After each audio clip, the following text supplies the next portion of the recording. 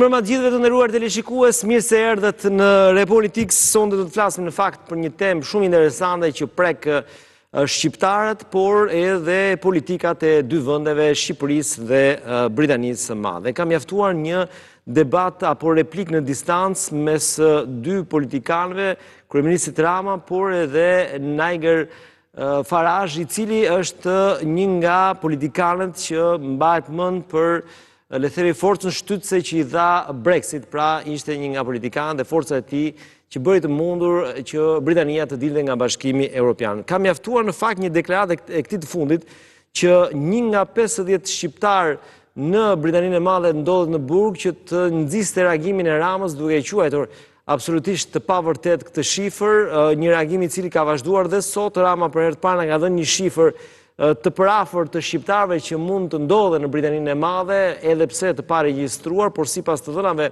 të konsullatës sonte, thot Rama, kemi të bëjmë me 300.000 shqiptarë në Britaninë e Madhe. Nga ana tjetër, Rama e ka ftuar Farage të vizitojë Shqipërinë, ky i fundit ka pranuar ta vizitojë Shqipërinë, por nga ana tjetër i ka kërkuar Ramës që të marrë mbrapsht të gjithë të burgosurit shqiptar.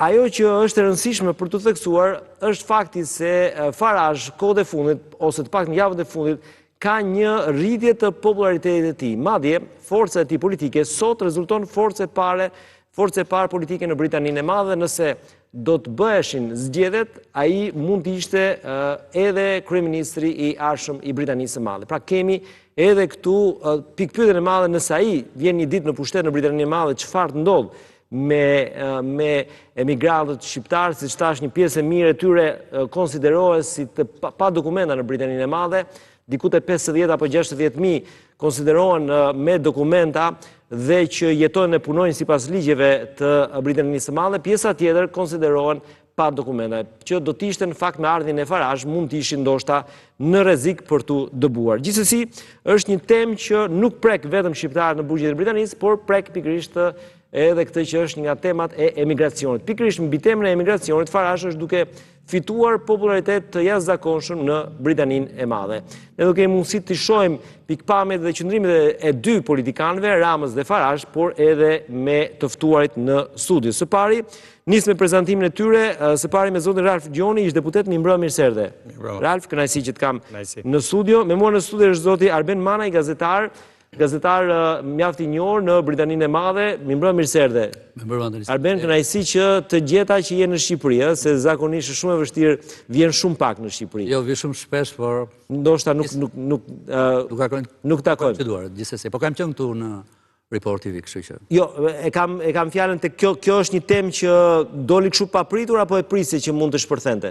Ka disa muaj në fakt që Rama duhet futesh në mendjen e Ramës më shumë, por e flasim vonë. E flasim pas gjatë bisedës. Endri Tafani, mirëmbrëma analist, mirëmbrëma, kënaqësi Endri që të kam në studio. Zoti Erblin Jaku, pedagog dhe konsulent komunikimi në Londër, mirëmbrëma, mirë se erdhe. Faleminderit për ftesën. Erblin, si dhe juristi mirënjohur Kreshnik Spahiu në lidhje të drejtë për drejtë nga Gjermania, mirëmbrëma, mirë se erdhe Kreshnik. Mirëmbrëma. Kreshnik, shumë shkurt, ta nis me ty te kjo pyetje para se të kaloj te kronikat. E prisje këtë shpërthim, këtë show apo këtë debat real mes Ramës dhe Farage? Kur them show, sepse ka qenë vetë Farage e ka në një farë mënyrë e ka impostuar debatin në një emision televiziv, pra Shqipëria është rikthyer sërish në vëmendjen e mediave britanike. Në mënyrën se si e lexoj unë mendoj që Rama her pas here në mënyrë periodike i krijon vetë këto debate. Por nuk është e vështirë që ta krijosh një debat tillë.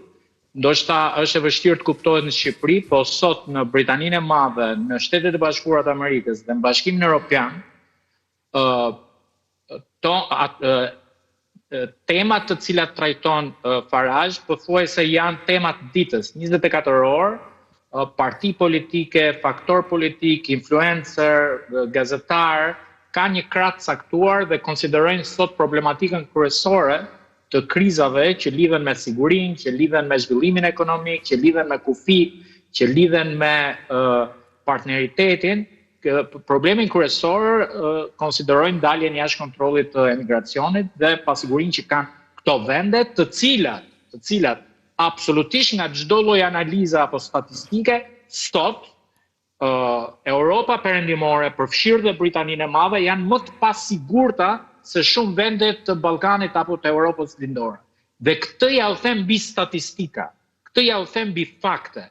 Sot kryeqytetet e mëdha të Europës, përfshirë dhe Londrën, sot janë më të pasigurta se shumë vende në raport me nivelin e kriminalitetit, se shumë vende të tjera që çuditërisht domethënë kanë tronditur thellë shoqëri demokratike. Dhe një sekond të ndalem. Dhe mendoj që Rama në një farë mënyre e ka provokuar këtë debat, e provokoi sepse edhe Rama, kryeministri jonë, nuk ishte pse futej në një çështje që është mes Britanisë Madhe dhe Bashkimit Evropian, për aq më tepër që ne nuk jemi si Shqipëria as pjesë e njërës as pjesë e tjetrës.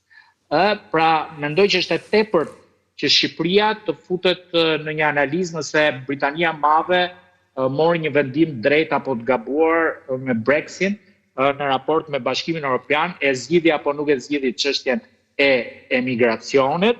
Dihet që Britania Madhe ka emigracion dhe për aq më tepër problemi që ka kriminaliteti i shqiptarëve në Britani nuk është vetëm specifik në Britani. Numri i shqiptarëve të cilët kanë një përqindje të lartë kriminaliteti është në Belgjik, është në Holland, është në Gjermani, është në shumë vende të Bashkimit Evropian, por besoj që do ndalemi pak sa më vonë në këtë temë. Atëherë, le të shohim materialin e parë që flet për replikën e sotme të Ramës. Vetë Farazhi ka pranuar ftesën e kryeministrit për të vizituar Shqipërinë, por Rama në një farë mënyrë, siç e thash, na ka zbuluar edhe se sa mund të jetë numri përafort i shqiptarëve në Britaninë e Madhe. Ndjekim kronikën dhe rikthehemi.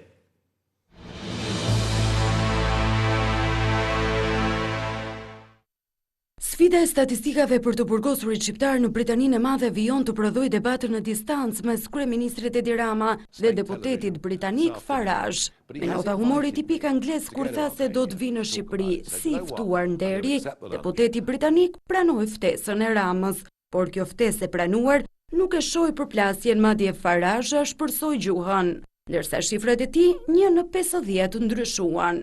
Edi Rama, the giant of a man who was the PM of Albania, was hit back. Edi, nëse je burri mirë, pse nuk i merr të gjithë burgosurit tanë shqiptar?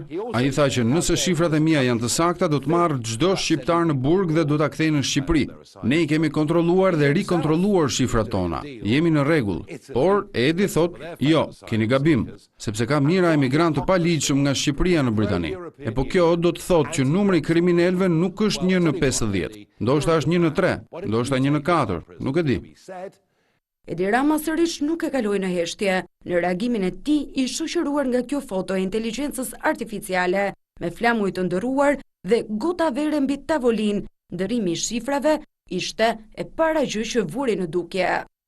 Nga një kriminal për çdo 50 shqiptar, deklarata jote ka degeneruar, ndoshta është 1 në 3, apo ndoshta 1 në 4, nuk e di. Vërtet nuk e di, dhe kjo pasi the se i kishe verifikuar 2 herë shifrat. Më lejo pra të ndihmoj me pak më shumë qartësi, sipas të dhënave të ambasadës së Shqipërisë në Mbretërinë e Bashkuar, një institucion që merret me njerëz të vërtet, jo me tinguj propagande të Brexit. Numri i shqiptarëve në Britani nuk është 53.000 siç thot fillimisht The Telegraph.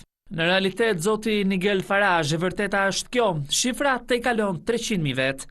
Këta emigrant, thot Rama, janë pjesë e gjallë e shoqërisë britanike dhe jo ushqim për propagandën e Brexit. Këta janë arsimtar, punëtor ndërtimi, mjek, infermier, kujdestar për të moshuarit dhe cësëmorët, njerëz që shërbejnë në dinjitet në vendin tuaj sikur të ishte i tyre. Nuk janë mish për propagandën e një epoke të lodhur politike. Janë pjesë e gjallë e shoqërisë britanike. Pse është kaq e vështirë të pranosh se ke gabuar, pa fyer dhe baltosur një komunitet të tërë njerëzish që i shërbejnë vendit tuaj si të ishte i tyre? Një shoqëri që vuan nga trauma politike nuk ka nevojë për armiq imagjinar, për viktima të rreme apo mitologji në vend të realitetit. Në fund, përsërit ftesën për të folur mbi faktet dhe jo fantazit. Shpresoj me gjithë zemër që vizita jote e ardhshme në Shqipëri të frymëzoj të luftosh për ide, jo kundër njerëzve në frymën e traditës së madhe liberale britanike. Në kënaqësi do të mirëpres, si i ftuar nderi në vendin ton të bukur, por përpara se të shijosh diellin e vërtet dhe mikpritjen shqiptare, a mund të bim dakord që të flasim për fakte, e jo për fantazitë tua? Le ta caktojmë datën. Deputeti Reform UK rizjoi debatin mbi emigrantët shqiptar në Londër si një hakmarrje politike ndaj një komenti të bërë nga Edi Rama, kur tha për mediat britanike se pas Brexit Britania e Madhe po kalon një periudhë të errët.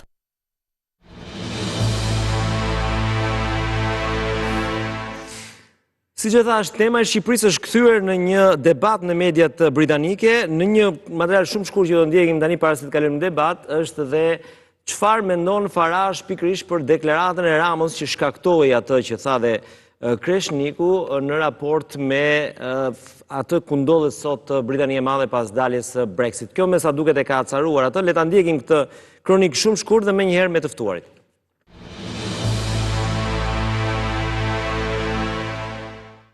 Shpërthimi i deputetit Farage ndaj migrantëve shqiptarë erdhi pasi kryeministri Rama gjatë një interviste për The Guardian tha se plani Keir Starmer për të dërguar azilkërkuesit e dështuar jashtë vendit tregon se Britania e post-Brexit ndodhet në një vend shumë të errët. Nigel ju përgjigj komenteve të Ramës në Grand Britannia News duke i kujtuar se shqiptarët janë aktor kryesor në kriminalitet. Si mund të na kritikoj kur ai kaloi muaj të tërë duke negociuar me kryeministrin e Italisë Giorgia Meloni? Ai kishte rënë dakord të merrte një numër të madh emigrantësh që kishin kaluar mesdheun. Në fund nuk mori edhe aq shumë, por ato negociata i kishte bërë. Zoti Rama, e dini që 1 në çdo 50 shqiptar në Britani është në burg? Deputeti Farage njihet si një ndër reformatorët e Brexit që shënoi daljen e Britanisë së Madhe nga Bashkimi Evropian.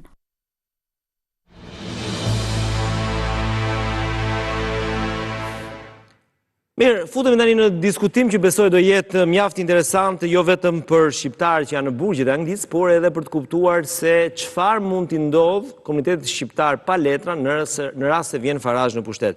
Arben, ta nisim me ju, meqense ju e njihni mirë, jeni një nga njerëzit që praktikisht pjesën më të madhe të jetës e keni kaluar në Angli tashmë dhe e njihni më mirë Anglinë le të themi se sa Shqipërinë, për te i batutës. Çfarë po ndodh? Pse ky shkëmbim replikash mes Ramës dhe një politikani që me sa duket mund të jetë edhe kryeministri në hije nesër i Britanisë?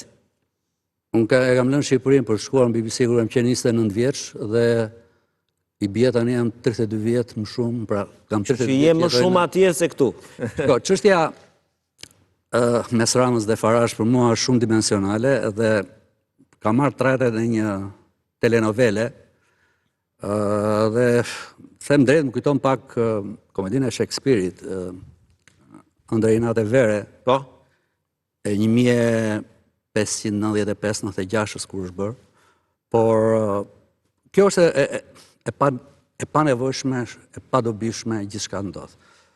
Mund ta diskutojmë në rrafsh politik, është tjetër gjë, më vonë në program, por për komunitetin shqiptar, unë them që çka ndodh në këtë debat, ne si shqiptarët Britanisë Madhe jemi një lloj sanduiçi mes Ramës dhe Farage. Po pse ju nuk e konsideroni një mbrojtje që kryeministri shqiptar i jep këtij komuniteti duke bërë këto deklarata?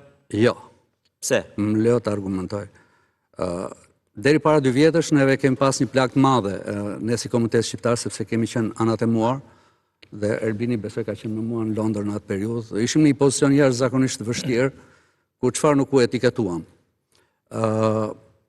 Ndërhyri Rama, qeveria shqiptare, dhe menduam që ajo plagë u mbyll. Momentalisht kjo plagë po krruhet sërish.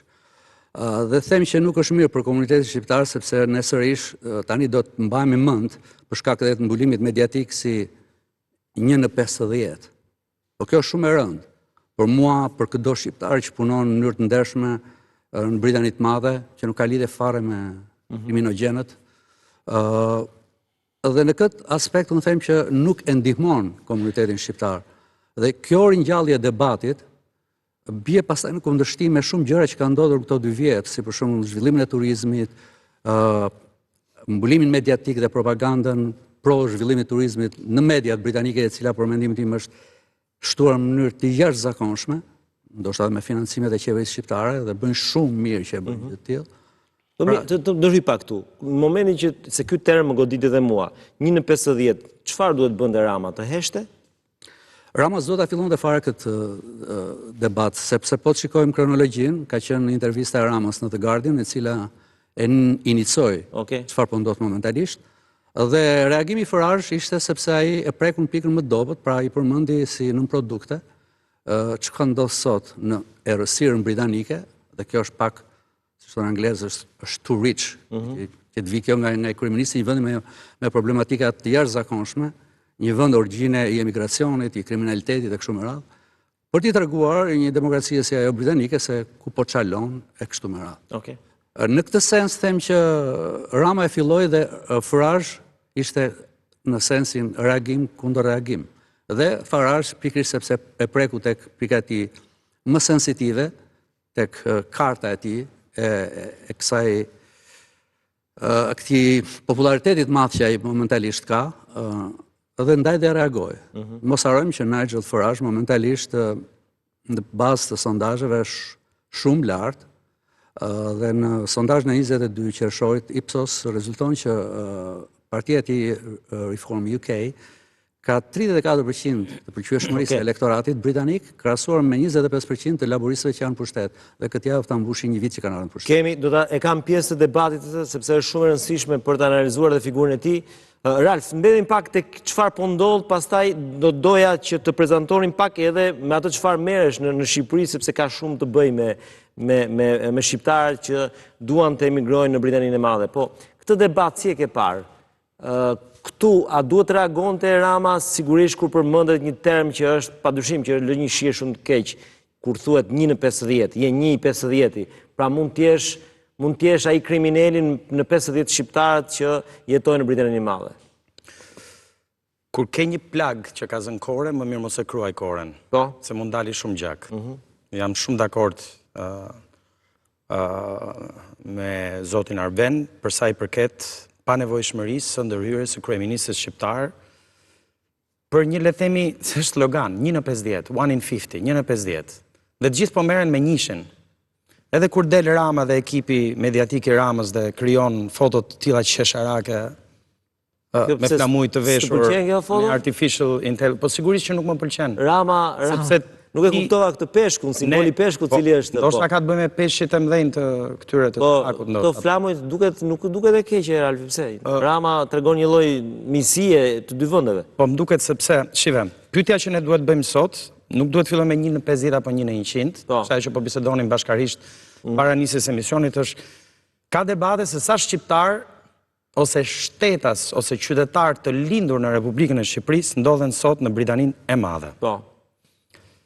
Shifrat zyrtare thonë diku ke 300.000. Jo, zyrtare janë 69.000. Okej. Ato që janë të regjistruar, pas sensusit të 2021. Unë mendoj që janë 150.000. Beni mund mendoj që janë 300-400.000. Ti mund mendosh që janë 1 milion. Pra jemi në terren spekulativ.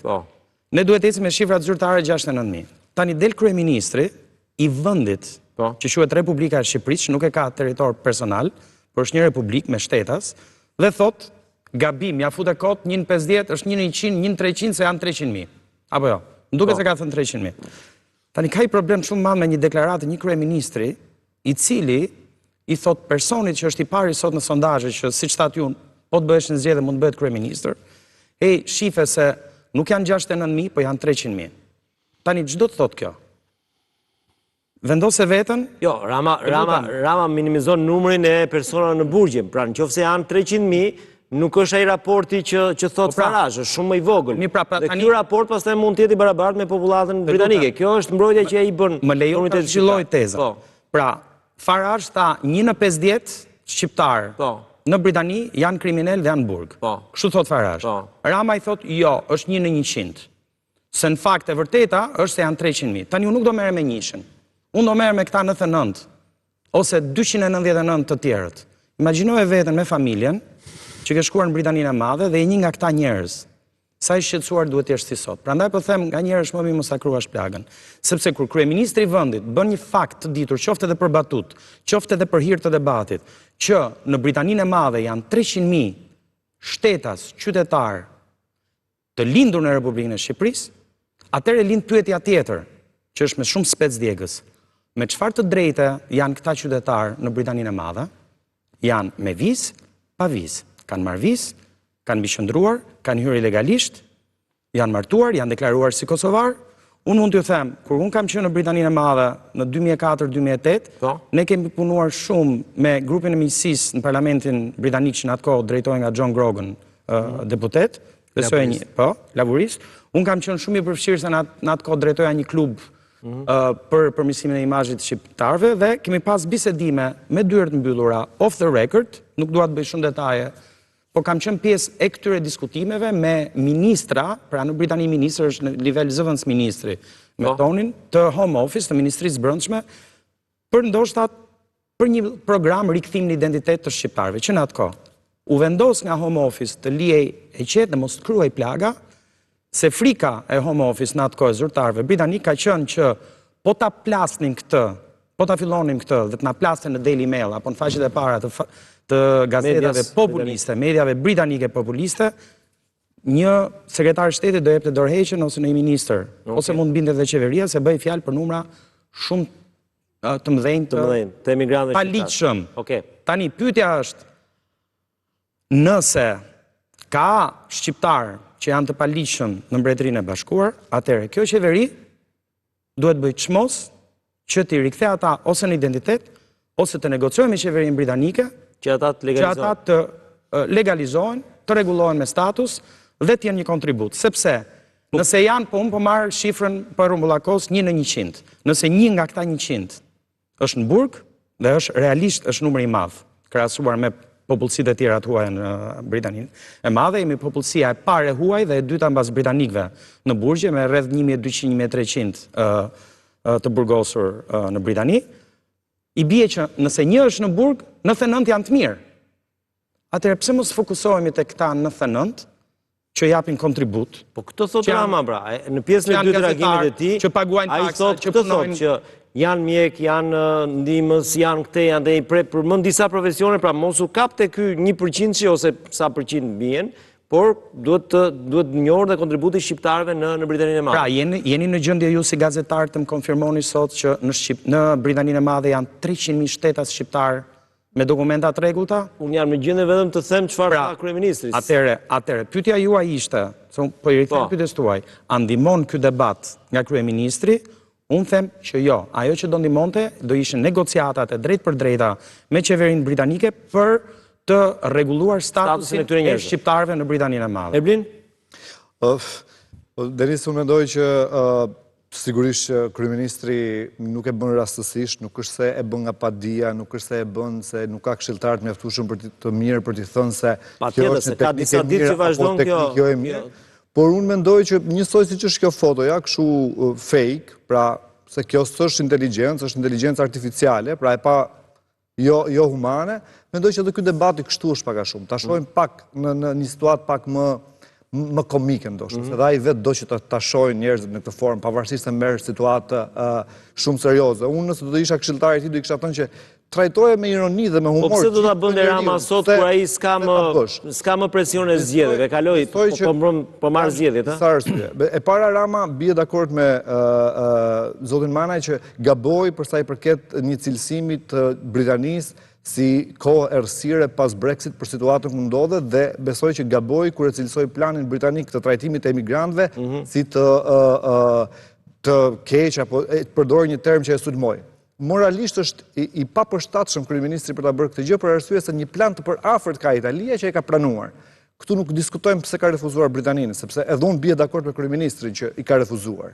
Por nuk mund ta gjykosh produktin se një produkt të tillë dikujt tjetër i ka dhënë të drejtë. Madje kemi pasur deklarata europiane që kanë cilësuar si plan inovativ për trajtimin e emigracionit. Pra, në vetvete plani nuk është aq i errët sa kryeministri pas ka thënë, domethënë për planin britanik. Dhe këtu indirekt i ka dhënë ushqim zotit Farage dhe gjithë asaj teorisë së tij ndaj emigracionit.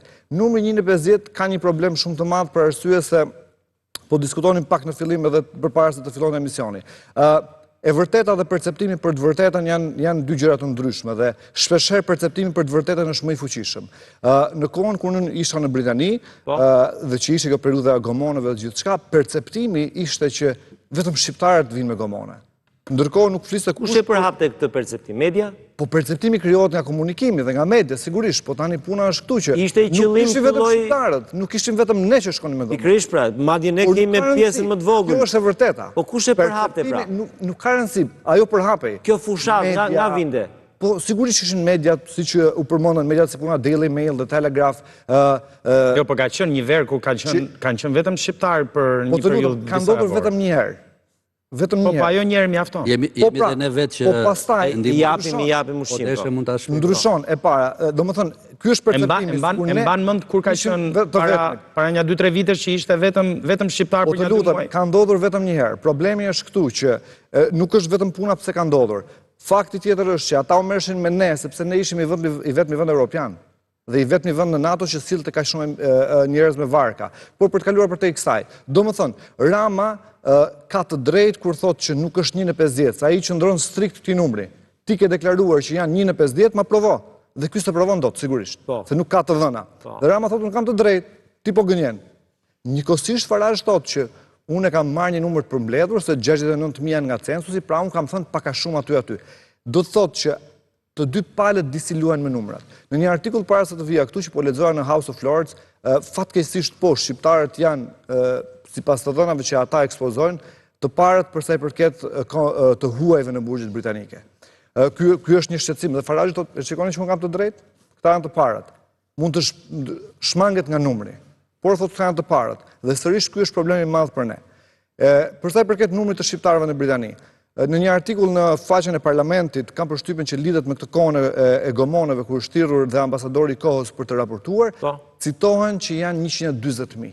Dhe teorikisht nëse ne e marrim si për më të vërtetën e mundshme, meqense kjo gjendet në faqen e parlamentit britanik, atëherë mund t'i rrim kësaj shifre si gjysmë zyrtare, që prapë nxjerr zotin Farage në të pavërtetë. Patjetër. Sepse ka një element tjetër, qofse ambasadori ynë atëherë shkon në parlament dhe thotë janë 140.000. Nuk besoj që e ka thënë ambasadori. Sot është folur për 300.000. Rama e ka thënë 300.000, pra kronika ishte e qartë. Që tani kush është 140, kush është 300.000.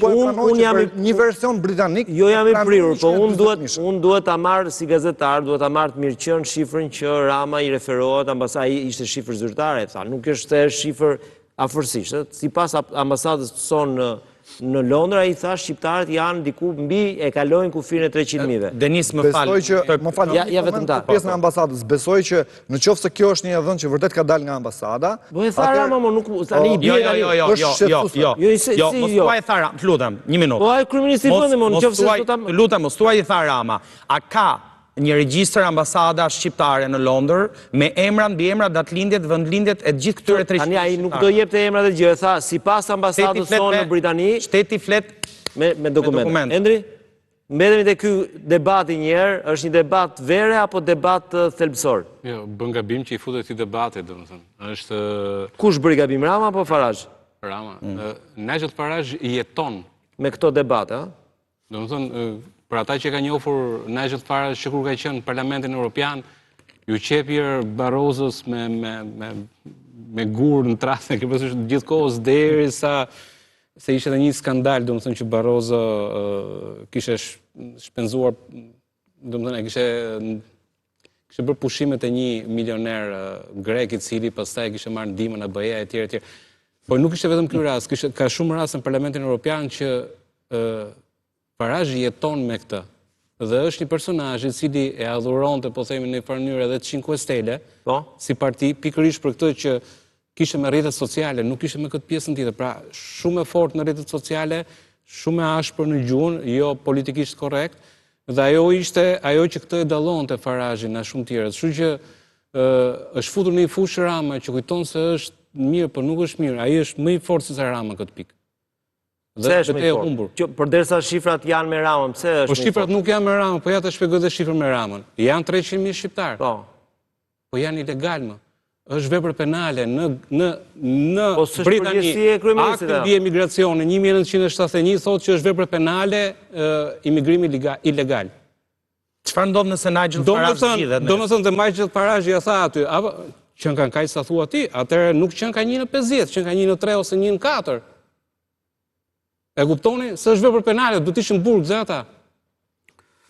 300.000, do të thënë nuk është argument janë 300.000, sepse edhe ata janë në kushtet e ilegalitetit, janë kushtet penale, edhe ata është vepër penale, në Britani është vepër penale. Kështu që normalisht do të ishim burg. Nuk ka kuptim këtë debat, është 300, janë aqe, janë kaq. Gjithë emigrantët që vinë në Britani të Madhe me gomone, janë gjithë ilegal. Po, nuk e si pas ligjit, ata ka një që quhet akti për emigracion, 1971, në cilin është vepër penale. Ka dhe të drejtë në kërkimit të azil. Të kërkoj azili pra. Nuk për të përaq kohë sa ish në proces, nuk është në shkelje ligjit. Ata që kërkojnë azil janë të regjistruar, mos e ngatrojmë. Po edhe këta tanë të regjistruar janë. Jo pra jo. Ai që kërkon azil ka procedurën vete, ka statistikë shteti anglisë për atë. Më falë, ata 69.000 që janë atje janë statistikat anglezë. Ata janë të censusit e ka regjistruar. Ata 69.000 janë kompletuar me dokumenta. Pjesa tjetër janë të regjistruar. Dhe nuk ka përveç këtyre në një shifër që janë dhe 30.000 që kanë kërkuar këtë status e tjerë, sepse do kishte dalë diku në një shifër. Po flasim për atë që janë. Dhe në qoftë se janë 300.000 që janë dhe ata ilegal, domethënë çfarë e duke kërkuar? Se dhe ata duhet ishin burg. Po edhe shifra se kur t'ishte aq. Ja e zëmë se janë 300.000. Edhe janë 1.200 shqiptarë. Në Shqipëri, aktualisht, kur jetojmë ne tani, janë rreth 5.000 në burg, paka shumë. Që shumicën ne kemi futur, 3.000 veta janë para burgim, si që kanë këto prokurorët tanë që kërkojnë burg edhe për vepra leta, do më thënë. Do më thënë, po janë 5.000 me 1.200. 2.4 është 8 herë më e madhe se sa 300.000. Mëzoj 1.200 dhe del 2 herë më e lartë se sa kriminaliteti në Shqipëri. Pra problem është, edhe sikur ta marrim rastin më ekstrem të mund. Më bazik të analizës. Pra nuk ka kuptim të futesh te shifrat me këtë. Je i humbur në këtë debat, me shifra. Dhe ushqen retorikën e Nagjit. Dhe pastaj ushqen retorikën e atij tjetrit. Më keq bëhet për shqiptarët atje. Këtu do ta Kreshnik, të lutem, kthehemi te ky moment. Përtej kësaj, unë po të marr një situatë që ne kemi parë, nuk është herë e parë që Rama përplaset me zyrtar britanik dhe jo pak herë nuk është se si ka ecur, më kujtoj debatin për ish ministrin e brendshme apo dhe debatet tjera. Çfarë ka kësaj radhe që mund ta rrezikojë në një farë mënyrë gjuhën që vjen nga Tirana zyrtare? Tani pse mendoj unë që ky është një debat i stisur nga vetë kryeministri Rama, sepse Rama i ka pas të gjitha mundësitë për ta shmangur në një formë tjetër debatin me Farash. Arsyet pse ai e ka ndërtuar skenarin për këtë debat, pastaj kjo është një temë tjetër që besoj që nuk na intereson, sepse nuk ja vlen që ne të hyjmë në mendjen e Ramës pse ka stisur këtë debat. Tani pse unë mendoj si jurist, në një analizë juridike, që Rama i kishte një 10 argumenta për ta shmangur këtë debat. E para, vetë Britania Madhe, në 99, presje 99%, ka refuzuar kërkesat për azil politik, që do të thotë, refuzimi i azilit politik i gjithë kësaj dyndje, i gjithë këtyre shqiptarëve, nuk bën me faj qeverinë shqiptare, po bën me faj popullsinë e cila largohet, të cilët ja heq argumentin që për arsye politike të përsekutimit nga shteti, ata nuk kanë arsyet që të qëndrojnë në Britani. Shteti ka përgjegjësi, ma dëgjoj deri në fund se kam disa argumenta juridike. Shteti ka përgjegjësi ligjore. Kur është një qeveri diskriminuese politike dhe shteti vendoset në listën e atyre vendeve që ka BE-ja, Britania apo SBA-ja, vende të cilat shkelin të drejtat e njeriut dhe futen në listën e kuqe, ku këto banorët e këtyre vendeve duhet pranuar për shkak se qeveria i tyre persekuton ose vende që vijnë nga lufta, siç janë Ukrainës. E parë. E dyta, Farage nuk po është fokusuar drejt për drejt tek emigrantët të cilët kryejnë krime. Dhe thotë, 1 në 50 shqiptar është subjekt i krimi, i veprave penale dhe sot është në burgjet britanike. Tani, unë kam një pyetje që t'ja thjeshtoj publikut pse Rama mund ta shmangte në këtë formë, por qëllimisht ka shkuar në debat. në Gjermani janë 6 milion turq, të cilët padyshim kontrollojnë edhe trafikun, janë pjesë e krimit organizuar, bandat më të forta janë turke apo kurte, po kur policia, politikanët apo qeveritarët gjerman nuk akuzojnë kur, le të themi qeverinë turke, Erdoganin, për krimin që kryen turqit në Gjermani. Mafia italiane, Ndrangheta, është më e fuqishmja në planet, është në Gjermani. Në vit qarkullon 100 miliard euro që i pastron. Po askush nuk akuzon Melonin që ka transportuar krimin dhe mafian italiane në Gjermani.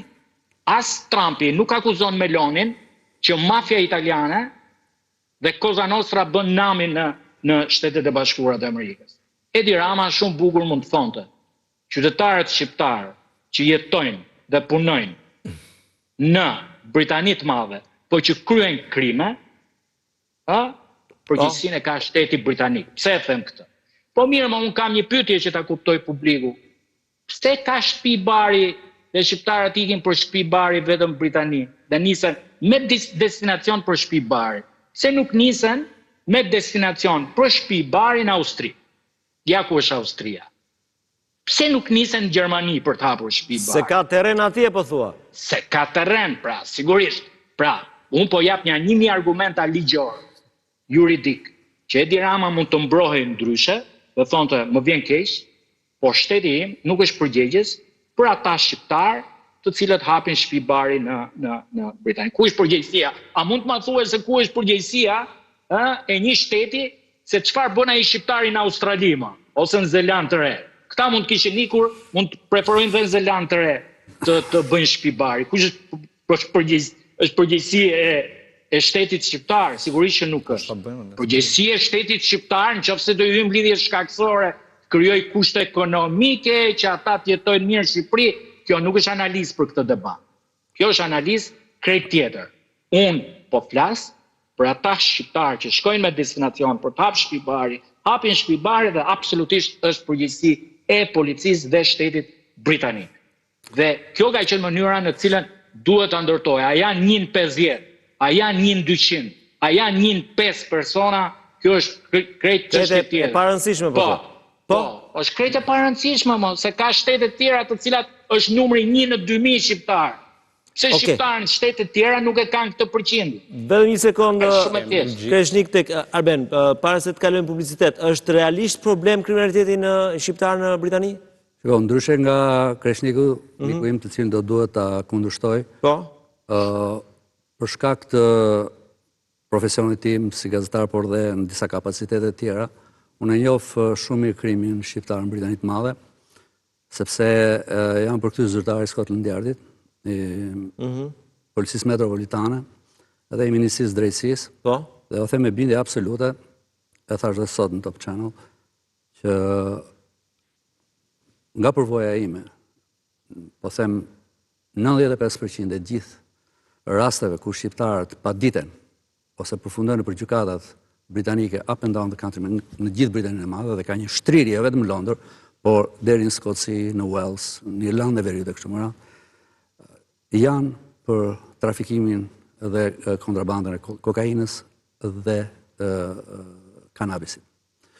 Shiko, ne harrojmë që këta shqiptarë që vinë në Londër, këta vinë me PhD, sepse kanë bërë shkollën e Lazaratit, kanë bërë shkollën e Italisë, kanë ardhur në Britani, padyshim gjejnë kushte, padyshim që ka treg, sepse tregu britanik e kërkon. Është i pasur, e kërkon edhe kokainën, edhe kanabisin. Madje, momentalisht, për shkak të luftës jashtëzakonisht madhe, që autoritetet ligjzbatuese britanike dhe NCA, Agjencia Kombëtare e Luftës kundër krimit të organizuar, merren kryesisht me bandat shqiptare, dhe këta janë që gjithë me kohë borxh, për mendimin tim. Këta po i transferojnë këto skills, këto aftësira, po i transferojnë në Spanjë. Dhe ai shqiptari nuk shkon më në Austri për ta bërë shtëpinë e bardhë, jo se bën dot, siç e bën në Londër me dritat e me këto, po e bën se po është shumë e ngrohtë në Spanjë, është edhe shumë e përshtatshme. Është më e përshtatshme në përmale dhe ka shumë nga shqiptarët e Britanisë janë marrë me këtë punë. Kanë ikur në Spanjë tani? Kanë ikur në Spanjë. Po pse? Për shkak të kontrollit policor?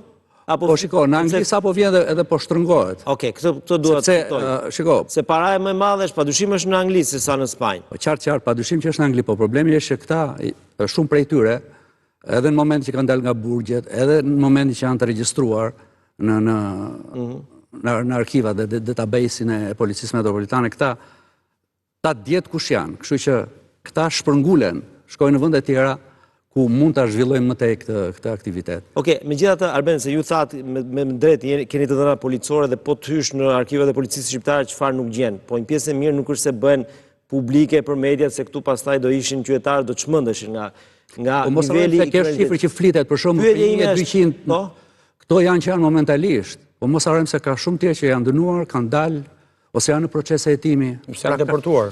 Ose janë deportuar. Pra, ne nuk mund të fshihemi pas gishtit që themi, shiko, nuk ka krim, po padyshim nuk ka krim. Unë e përjetoj për ditë. Unë marrim 5 herë në ditë në telefon, e kupton? Unë e di shumë mirë që ekziston kjo gjë e tillë. Kështu që ky është një fakt dhe ne nuk mund ta fshehim. Ky debat është debat mediatik, çështja e krimit shqiptar?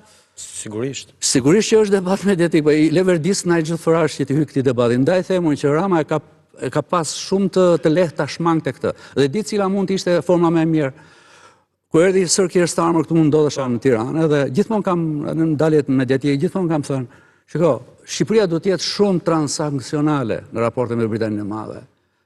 Çfarë më jep, çfarë t'jap. Absolut. Unë kam qenë për mendimin që Shqipëria duhet t'ja lejonte Britanisë së Madhe këto hubs, këto kampet e shqyrtimit, jo të kërkesave, se sa ideja britanike ishte që atyre që do t'i kishën mbaruar gjithë rruga ligjore, gjithë avenue ligjore e trajtimit të kërkesave tyre, të vinin këtu deri në moment caktuar për të qëndruar derisa ata të shpërnguleshin në vendet e tyre të origjinës. Por problemi më i madh që ka Britania e Madhe është që nuk ka marrëveshje riadesimi me shumë nga këto vende që janë zona në konflikt me Afganistanin, se ku ta çoshti? Te talibanët ta pranonej Afganin. Ku do çosh në Irak? Nëse i okej se kanë ndryshuar pak a shumë dhe presim të shkojnë në Eritrea, të ngelnin në Shqipëri. Gjithta që vinë me gomone, që sot, ta kanë të sigurt të azilin Britanit Madhe. Absolutisht se s'ka ku i kthehen. E keqja pastaj jemi neve, se në 2022 ishin u morën me neve. Ne ishim ata koka tu. Deli Azez. Po, dhe nuk flet në njëri tani që shiko janë indian, janë vietnamez, të lutem, ma sqaro pak dhe këtë, Arben, nga 69.000 që janë me dokumenta, besoj këtu ku futeni dhe ju, kjo është cila është? Po, unë futem fëmijët e mi. 69.000 jemi, le themi, shtetas ose qytetar me drejt barabarta. Kjo është në bazë të sensusit. Sensus. Kjo nga 69.000 jo çdo njeri e ka plotësuar atë. Okej, nga 69.000 në 300.000 këtë numër të madh, si e konsideroni pa dokumenta në proces dokumentash, çfarë janë këta? Shiko, nga përvoja ime, unë gjithmonë e kam thënë këtë, madje para Ramës, Rama thoshte 140, unë kam 3-4 ditë them në media, në grupet, në portale kështu më them që shiko janë 300.000. Ndoshta edhe më shumë. Sepse ka shumë nga këta që vinë dhe nuk regjistrohen. Momentalisht po vinë shumë më pak me gomone, po vinë me forma të tjera, po vinë me kamion, edhe pse paguajnë më shumë. Nga Franca? Po nga Franca, nga Belgjika, nga Hollanda, janë shumë prolifik në gjetjen e mënyrave. Gjithmonë krimi organizuar është 2-3 hapa para organeve ligjzbatuese. Dhe këta janë të regjistruar dhe shkojnë automatikisht në të zezë. Dhe krimi organizuar i shfrytëzon këta njerëz sepse u paguan rrugën. Për të punuar në shtëpitë e barit e kështu me radhë. Kështu që Rama duhet mendonte mirë, nëse donte ta shmangte këtë. Megjithatë Arbeni me britanikët mund të ishte sjell më ndryshe edhe për fitimin e vet politik. Diçka, po nuk vjen ndonjë në Angli për të bërë kamarierin për shembull, se duket sikur vetëm për shtëpinë e barit shkojnë gjithë. Jo, do të vinte ai, po ky është problemi më i madh. Si kamarier, ku diun banakier, diçka nga këto punë që shkojnë në Itali e Greqi. Ai do të vinte, por në momentin që ti nuk e lejon tjetrin futet nga dera, ai do të futet nga dritarja. Kjo është, mund. A kupton, ti nuk e jep mundsinë. Dhe mund të flasim më vonë pas publicitetit rikthehemi më një herë. Përsa i përket asaj edhe që çfarë u diskutua këtu tek ajo se si duhet apo jo të reagonte kryeministri. Kryeministri në një farë mënyre është me tezën e tij që çdo shqiptar që në përkëmbët, siç bëri Farage në këtë moment, duhet mbrohet. Po nga ana tjetër, çfarë rezulton me 300.000 shqiptarë që janë atje, në një farë mënyrë, çfarë duhet mendojnë ata ose çfarë duhet presin ata nga ky debat. Dhe është një debat që është problematik dhe do ndikojë te qeveria britanike? Unë nuk duat merre me këta të spekuloj me numrin 300.000, nuk se po e marrim mirë qenë që janë 300.000. Po unë duat merre me këta 2.ca milion që janë në Shqipëri, që janë shtetas të rregullt shqiptar, të cilët po heqin zinte e ullirit për të aplikuar dhe për të marrë një vizë për të shkuar në Britani në mënyrë legjitime.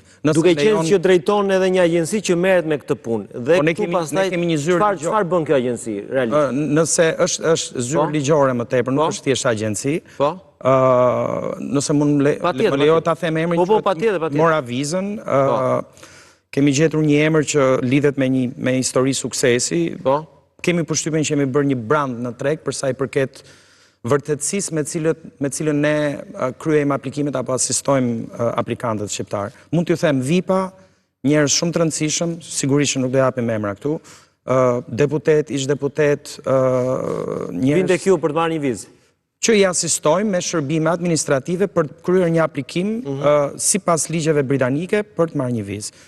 Do habiteni nganjëherë nga disa letra refuzimesh në mënyrë qesharake se si refuzohen shtetasit shqiptar, të cilët në mënyrë legjitime kanë para legjitime, të fituara me punë të ndershme, dëshirojnë të shkojnë për të parë familjar apo për të vizituar Britaninë e Madhe, aplikojnë me ndershmëri dhe me vërtetësi të plot.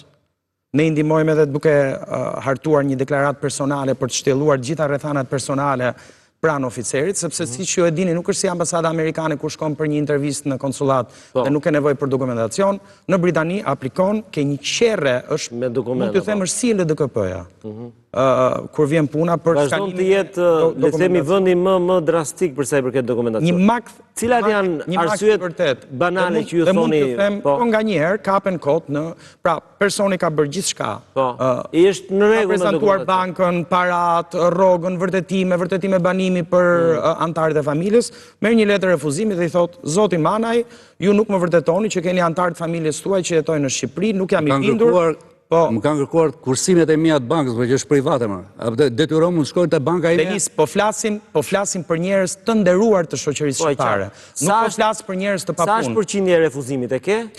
Ne jemi diku tek 80-20%, pra ne jemi 80% aprovime, 20%. Afërsisht është 45-55 ose 50-50. Gati gjysma, po thuaj se gati gjysma refuzojnë në mënyrë skandaloze. Ne sigurisht kemi edhe një procedurë tjetër kontestimi ligjor, se Britania ndryshe nga Amerika ta jep këtë mundësi. Shteti britanik të jep mundësi, dhe këtë ta dinë edhe qytetarët, kur jeni të refuzuar dhe ndjeni që e keni të padrejt, brenda 3 muajve keni të drejt ta kontestoni ligjërisht pranë autoriteteve britanike dhe kjo ka një return rate, le të themi, shumë të suksesshme nëse puna bëhet siç duhet dhe përfaqësimi ligjor bëhet siç duhet, gjë që ne e bëjmë. Tani unë nuk dua të merrem me se nuk jam këtu për të bërë reklam, po e përmend si punë për të folur pak për dinamikën e problematikës.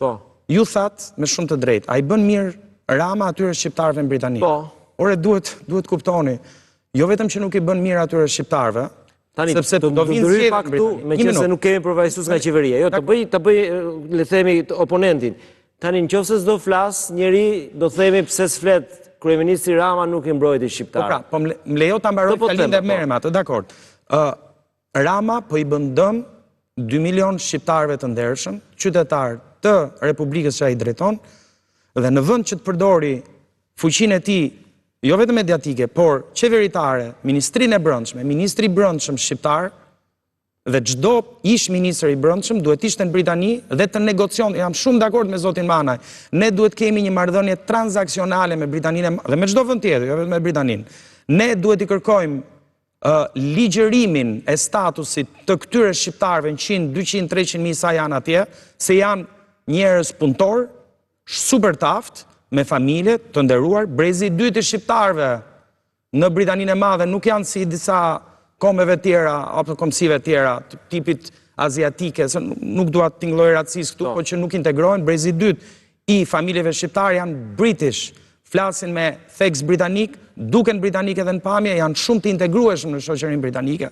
Dhe në vend që kryeministri të përfaqësojë interesat e këtij kontingjenti, por mbi të gjitha të mbrojë edhe interesat e shtetasve shqiptar që trajtohen nganjëherë në mënyrë të padrejtë me refuzimet që marrin për një vizë, shkon dhe merret me një bufon, me një qesharak i cili në fundit Nigel Farage, këtë interes ka mor vlla. Ai do këtë debat se nëse nesër ai shkon në zgjedhje, e di çfarë ndodh.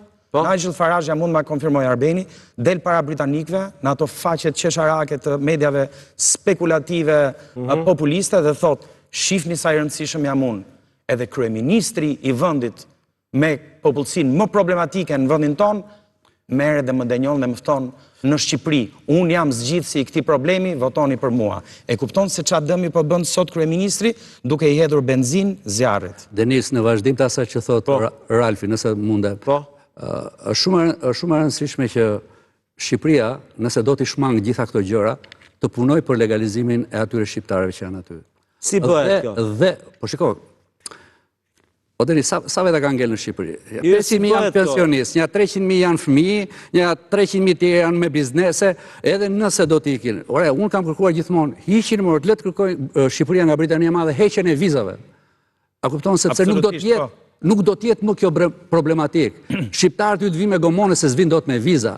Ti ke gra shqiptare që duan të bashkohen me burrat e tyre që janë të fejuar atyre, nuk u lejo sepse kanë vendosur. Po si bëhet kjo Arben? Më thuaj pak. Po duke negociuar më si bëhet. Po është e mundur kjo tani. Duke i lëshuar. Ai nëse të refuzon 1 në 2 viza, për shkak ai mund më refuzoj dhe mua për vizë. Ja, gazetar, nëse ty të vjen kryeministri britanik. Nëse ty të vjen kryeministri britanik dhe kanë qenë 3 kryeministra dhe nga konservatorët që të kanë kërkuar një nder për një projekt të caktuar. Kampin në këtë rast. Po kampi, po konkretisht. Po thuaj që në Rama do ta negocion me normalisht kampin për vizat. Ore fitoi Ruanda. Kjo është interesante. 700 milion pound për 3 refugjat që shkuan vullnetarisht në Ruanda. Më falë, çfarë do të humbiste Shqipëria? Ndaj themu që duhet të jetë transaksionale, valla. Ja, do më lejosh Arben. Vetëm një sugjerim në vazhdim e përfitoj ti bëj thirrje publike kryeministrit këtu në studion tuaj. Mos e bëj kot. Jo, po ja bëj thirrje, regjistrojeni këtë dhe të çoj me video dhe mund t'ja çoj edhe vetë, se kam problem. Negocio me Britaninë për skema qoftë edhe të përkohshme punësimi për shtetasit shqiptar. Britania ka nevojë për krah pune. Shqiptarët kanë nevojë të punojnë. Kemi edhe ne për krah pune. Negocio për të çuar shqiptarët në mënyrë të ligjshme dhe që të rregullohet statusi atyre shqiptarëve që kanë Britaninë e Madhe. Mos e kryej kot plagën që ka zënë kore, po ndihmo shqiptarët, ndihmo edhe këta shqiptarët këtu që të trajtojnë si zotrinj edhe si zonja kur aplikojnë për një vizë. Endri, te ky debat më pëlqeu. Pra, sipas zotit Manaj, Rama duhet të negocionte kampin që kërkonin britanikët me këtë çështjen e emigrantëve apo heqjen e vizave. Mund të bëjë një gjë e tillë? Ti mund të bësh çfarë duash, por puna është nuk duket të aq përfituese të paktën për Shqipërinë. E para njëherë ti ke nisur një proces me BE-n në të cilën këto raporte ekstraterritoriale janë problematike. Sepse ti po lidh marrëveshje me një vend që është jashtë BE-s për të krijuar një si tip kampi, i cili dallim nga i kampi i Italisë, që u përfol që të cilën procedurat janë duke u ndjekur në Itali dhe pastaj e merr, këtu është procedura ka mbaruar dhe praktikisht ajo është si kosh, po të lëshon si kosh. Britania është pjesë shumë e rëndësishme e Europës. Jo, e BE-s. Tani të mendosh që Britania është out, është pak. Jo, nuk është më pjesë e BE-s. Dhe në qoftë se ti Po çfarë humbet Shqipëria? Më fal, çfarë humbet Shqipëria? Nëse do futesh në BE, dhe tani po hapen të gjitha ato që janë kapituj, domethënë pak a shumë po hapen të gjithë. Dhe është premtuar 2027 e përmendi Macroni, nuk e di se sa e vërtet mund të jetë e tjerë që të kalojnë shumë shpejt gjithë procedura. Një raport i tillë ekstraterritorialiteti është problematik për BE-n. Pra që një vend jashtë BE-s. Unë kam dëgjuar ndonjë lider evropian që të jetë kundër një ide të tillë, sepse sfida e emigracionit është sfidë sigurie e gjithë Europës. Nuk është vetëm e Britanisë së Madhe. Sfida e emigracionit nuk është që BE-ja të marrë emigrant nga vende ku janë refuzuar si Britania dhe t'i fusi brenda BE. Konceptoi Shqipërinë si pjesë e BE-s. Nuk e do BE-ja këtë punë. Nuk e do. Nuk e di nga e keni këtë burim, po më nuk më rreziton këtë. Si, nuk e do, po jo, nuk e do, sepse... Nuk i kemi sot nga BE-ja, nga Italia? Po pra, po është ndryshe, dhe këtë po them, është ndryshe kur ti negocion me ato që janë pjesë e vendimarrjes në BE për futje në BE, sepse do kalosh te kapituj, do kesh do kesh njerëz. Mi që ka bërë me Italinë, pse se bën me Francën, pse se bën me Hollandën? Po pra, dhe këtë po them. Ka shpjeguar me martesën, madje ka shpjeguar se edhe kur folëm i Carlos, edhe kur folëm, nuk mund ta pranoj që jem Tafani, po. Edhe kur e thash Shqiptar, që e folëm jashtë kamerës, thash, po, me Gjermanin apo me Francën apo të tjerët, ne kemi interes dhe mund të me ato vende që janë jashtë BE-s, për shkak të procesit veçantë që kemi nisur, nuk është mirë për të bërë. Po, këtu, te kjo temë se kam edhe Kreshnikun që do të përfshihet te kjo temë. Ndoshta zoti Spaju si ekspert i ligjit e di më mirë që ky nuk do ishte problem shumë i madh ligjor për të zgjidhur nëse ne do i thonim po Britanisë për disa kampe në raport me ligjin evropian etj etj. Pra kjo do ishte teknikisht dhe ligjërisht e zgjidhshme. Politikisht është më interpretueshme. Problemi është që Rama sigurisht unë mendoj që Rama pret një Twitter më një Rama Fazha, ndonjë Farama nga gjithë ky show. Është pa diskutueshme, sepse edhe po ta shikojmë reagimet e Ramës, unë nuk bi dakord me zotin Spahiu që thotë jo po duhet i bënte disa argumentime juridike etj etj. Rama nuk po e merr shumë seriozisht këtë. Dihet normali pse do e marri. Dhe e filloi një herë me këtë muhabetin serioz, pastaj aty afut kohët, hajt vizito Shqipërinë, hajt një drek bashkë etj etj. Pra, Rama e ka komplet në kontekstin e show-t, nuk e merr seriozisht këtë. Dëmi është interpretuar shumë. Po qeveria britanike e merr seriozisht këtë debat? Qeveria britanike jam i bindur që nuk e merr seriozisht. Asa Dhe fare nuk e marrin seriozisht. Edhe për numrin. Ne për shembull kemi shumë shqiptarë që kanë ikur nga Greqia, nga Italia atje. S'janë fare si shqiptar. Janë ose grek ose italian. Si nuk e merr, më fal. Nuk janë numrat tanë. Erblind kërkojnë ndjes si nuk e merr, më fal, më bezdis kjo që sapo the. Ndoshta e ka parasysh zyrtarisht Erblind. Thotë që qeveria britanike nuk e merr seriozisht Farage, po thotë. E vërtetë ke? Si qeveria britanike nuk e merr seriozisht faktin që kryeministri i Shqipërisë shkruan publikisht dhe thotë nuk janë 69.000 po janë 300.000. Sigurisht që e merr seriozisht dhe janë shumë të shqetësuar bilës. Jo, dhe Rama e shkruan dhe në Twitter. Në i shkruan dhe anglisht. Kemi një reagim zyrtar do thotë që nuk e marrin seriozisht këtë deklaratë. Po si mund të reagojnë zyrtarisht? Po mund të reagojnë. I bie që duhet pranojnë zyrtarisht që ka. Jo, po nuk bi dakord edhe për një pikë tjetër, që domethënë edhe nuk bi dakord me këtë pikën që ne duhet bëjmë marrëveshje me Britaninë t'i çojmë punëtor. Jo më jo nuk ka. Ne e Denisi po thotë tu kemi nevojë për punëtor. Ta do bëjmë marrëveshje me Britaninë, çojmë ne punëtor sezonal në Angli. Por bi ata po shkojnë ilegalisht. Unë kam takuar shumë shqiptarë në Britani që kanë ikur ilegalisht. Dhe më beson një pjesë e madhe prej tyre thonin ta kishim ditë që është kështu do kishim marrë kurrë. Që do të thotë bi dakord pjesërisht me këtë që nëse vizat do të ishin më të lehta, njerëzit shkojnë në shohin si është dhe kthehen. E para, e dyta, unë kam informacion, nuk po citoj zyrtar, por shumë të besueshëm që nga ato 10.000 që kanë shkuar në Britani, të paktën një 7.000 kanë aplikuar për të kthyer vullnetarisht në Shqipëri. Dhe kjo është përmes dokumentacioneve që kanë marrë nëpër institucionet zyrtare shqiptare për të kthyer në kufi. Askush nuk e ndalon një shtet as tuaj të kthehet vullnetarisht. Po jo, po kanë reflektuar, pra unë bie dakord me ty. Janë kthyer këta 7.000? Po janë kthyer se kanë marrë dokument për të kthyer, për të mos pritur procedurat, por Ministria e Brendshme britanike nuk i raporton këto dhëna sepse ato nuk figurojnë në sistemin e tyre. Po, unë këtë e kam zyrtare nga ky vullnetarizmi i tyre ka të bëjë pak me mentalitetin e këtyre të ardhur. Edhe Kreshniku, po. Ata kanë menduar që në Shqipëri, nga Shqipëria po të vinë në Britani të Madhe, do ta kenë vaj, gjithçka do të eci, dhe nuk u ka ecur. Dhe kjo ka të bëj pak me atë opinion që ekziston në Shqipëri për i fut një jetë lehtë kështu, plus krimi organizuar, mos harrojmë që është krimi organizuar që sjell reagimi i qeverisë britanike. Qeveria britanike është më e zgjuar se Rama dhe nuk i intereson të futet një debat i tillë dhe ta bëj publik, sepse po filloi të japi përgjigje të futet në këtë debat, do kthehet në një temë në të cilën do jetë lejt motivi i fushatës Farage. E para punës edhe e dyta punës, mendoj që Rama është futur gabimisht duke pasur fitore në rastin e kur foli Suela Braverman para 2-3 vitesh, në të cilën edhe ajo u shpreh në mënyrë. Fitoi, pra unë e përmenda. Po, si fitoi, situata është ndryshe. Suela Braverman në atë periudhë ishte ministri e Brendshme, po. Po ishte një diskutim që mund të hapeshin kampet Shqipëri, kështu që ti në këtë kuadër edhe mund të bëje trimi se po negocioje për diçka tjetër, e kupton? Kurse në këtë rast nuk ke çfarë të bësh trimi me Farage. Farage është futur në fushat edhe ka tip komplet tjetër, nuk është në qeveri që po kërkon një marrëveshje me ty.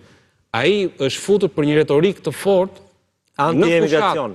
Kështu që Rama duke pasur atë eksperiencën tani ko i kujtuar se është po një gjë. Mund të kthehet bumerang kalosh tek Kreshniku, se në vazhdim të kësaj. Për mua Rama po bënte një gabim taktik sepse politikisht Rama është i majt. Laboristët janë të majt.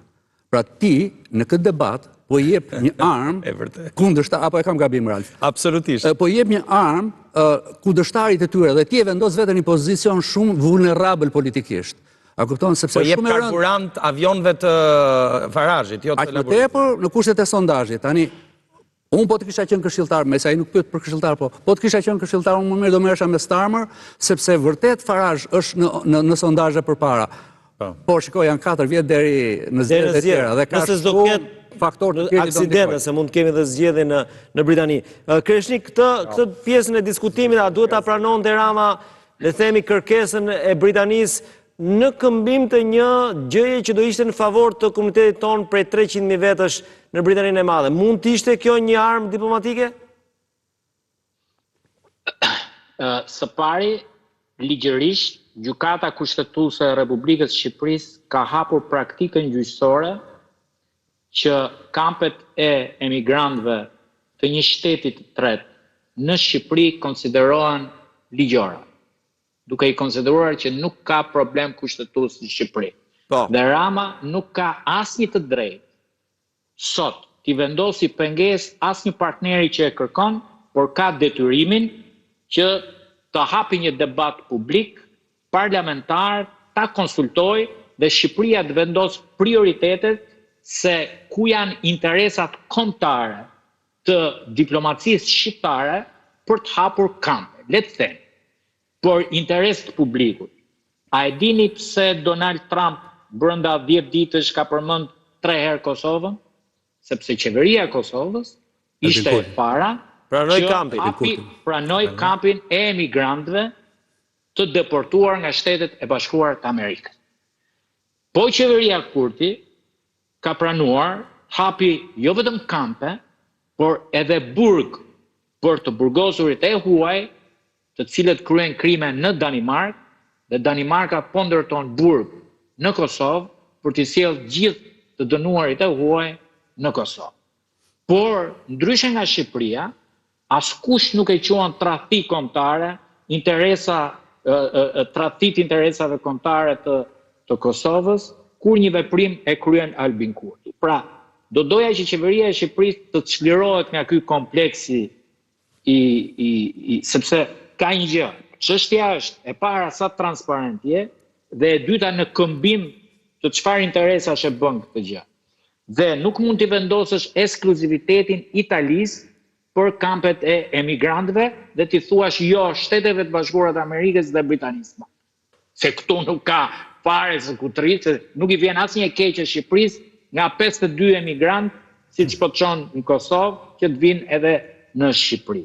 Sepse e tha me drejt zoti Manaj, që këto kanë një problem me disa shtete në deportim. Për shembull që e ka dhe Gjermania. Nuk mundet të deportosh afganët, sepse talibanët në Afganistan nuk lejojnë që avionët me azilant që ti i deporton, ose me kriminal që i deporton, të zbresin të ulen në teritorin afgan. Pra ka probleme. Tani, të vinë tek çështja e këtij debati që u hapaj shumë. E para punës unë nuk mendoj që Farage, ndonse padyshim është ka një tipologji kundër tuajve, disi raciste etj, por ne kemi politikanët shqiptarë që flasin më keq për Shqipërinë e për shqiptarët se Farage. Po ne kemi gjithë liderët e opozitës që s'lën tribunë ndërkombëtare pa thënë që trafikantët shqiptarë duhen shpallë organizata terroriste. Ne kemi shpallë ta që merren me hashash, qisoj me Hamasin edhe me Hezbollahun. Domethënë deri këtu kemi arrit ne për veten tonë. Pse na duket një problem ku ai tjetri merr një statistikë dhe thotë në bazë të shqiptarëve që banojnë 68.000, ai referohet shifrë zyrtare, nuk i referohet dot një shifre hipotetike ilegale. Ai thotë në bazë statistikës figurojnë 68.000 shqiptarë. Në burg janë 1270, pjesëtimi thjesht, i bie 150.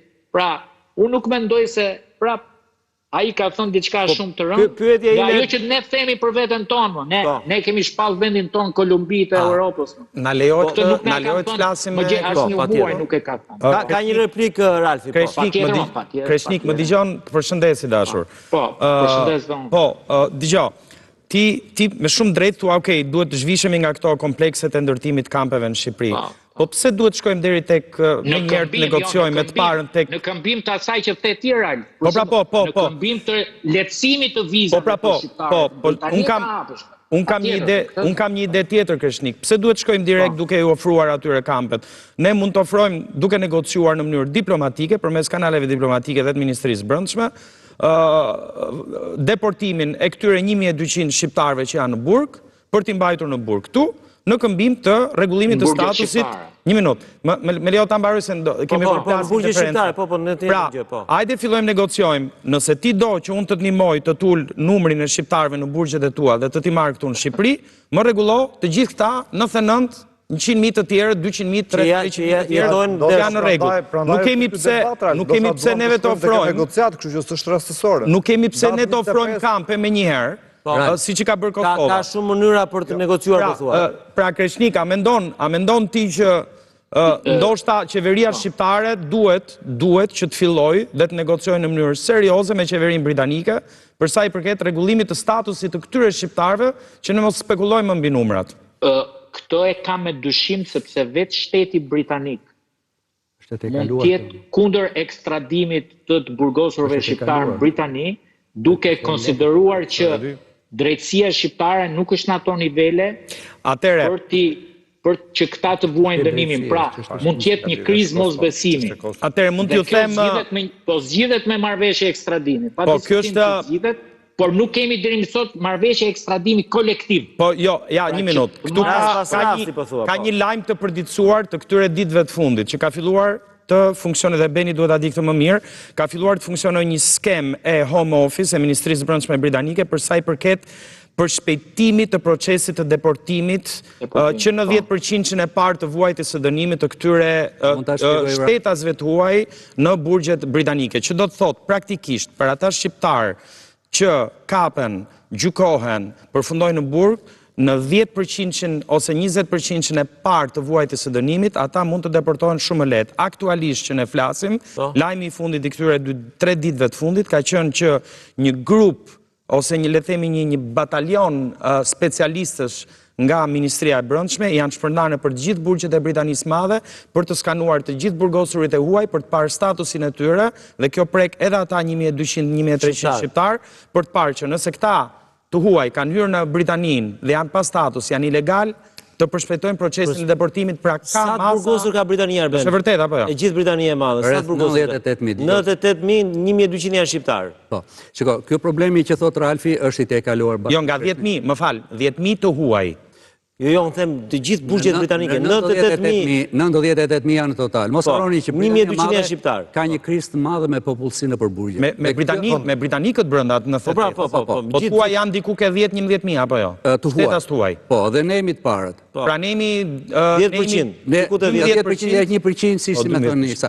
Ky problem është i te kaluar në kuptimin e negocimit, sepse Shqipëria ka marrëveshje për burgjet me Britaninë e Madhe në këmbim të fondeve që Britania e Madhe ka dhënë për rindërtimin e burgjeve këtu, për pajisjet e shumë gjëra të tjera. Pra, si element negocius është i te kaluar, por përsa i përket rikthimit të këtyre ka dhe një element tjetër, duhet jetë i burgosur shqiptar që duhet jap aprovimin nëse ai do që burgun ta bëjë në Shqipëri. Një pjesë e mirë nuk kërkojnë ta bëjnë këtu apo jo? Një pjesë e mirë nuk kërkojnë sepse shpresojnë që të dalin dhe dalin Britani. Në një moment nëse del ai në të zezë, ai prap kalon në të zezë. Futemi të drejtë e njerëzit. Pas pak rikthehemi për të parë pak edhe kush është Farage dhe çfarë mund të ndodhë nëse ai vjen kryeminist. Kam një material të sondazhit të fundit dhe mundësinë që ai të jetë kryeministri i jashtëm i Britanisë Madhe pas publicitetit.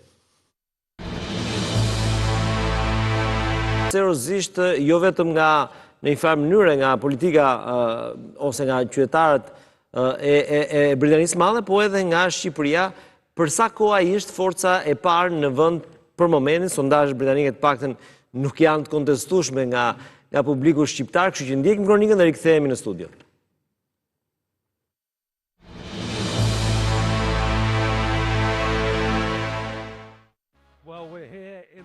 Sipas sondazheve më të fundit, partia Reform UK e udhëhequr nga Nigel Farage është tashmë forca e parë politike në Mbretërinë e Bashkuar, duke kaluar si laburistët ashtu edhe konservatorët. Një sondazh i YouGov i publikuar së fundmi tregon se Reform UK ka siguruar 34% të mbështetjes kombëtare, ndërkohë që Partia Laboriste qëndron në 25% dhe konservatorët bien në niveli më të ulët historik, vetëm 15%. Ky rezultat e pozicionon Nigel Farage si një pretendent serioz për postën e kryeministrit në zgjedhjet e ardhshme. Madje sondazhet që parashikojnë shpërndarjen në parlament i japin Reform UK deri në 377 vende, një shumicë absolute që do të jepte Farage kontroll të plotë në Westminster. Gjitja e Farage vjen në një kohë të trazuar për politikën britanike me zhgënjim të thellë ndaj elitave, krizë ekonomike dhe debatën nxehtë mbi emigracionin. Me një fjalor të drejtë për drejtë dhe mesazhe populiste, Farage duket se po tërheq një pjesë të madhe të elektoratit të zhgënjur dhe të paangazhuar. Mbështetësit e tij e shohin si një figurë që sfidon status quo-n dhe flet gjuhën e njerëzve të thjeshtë, por kritikët e akuzojnë për përçarje, populizëm ekstrem dhe mungesë alternative konkrete për qeverisje. Një gjë është e sigurt, zgjedhjet e ardhshme në Britani nuk do të jenë si të mëparshmet. Rruga e Farage drejt Downing Street nuk është më një spekulim, është një mundësi reale.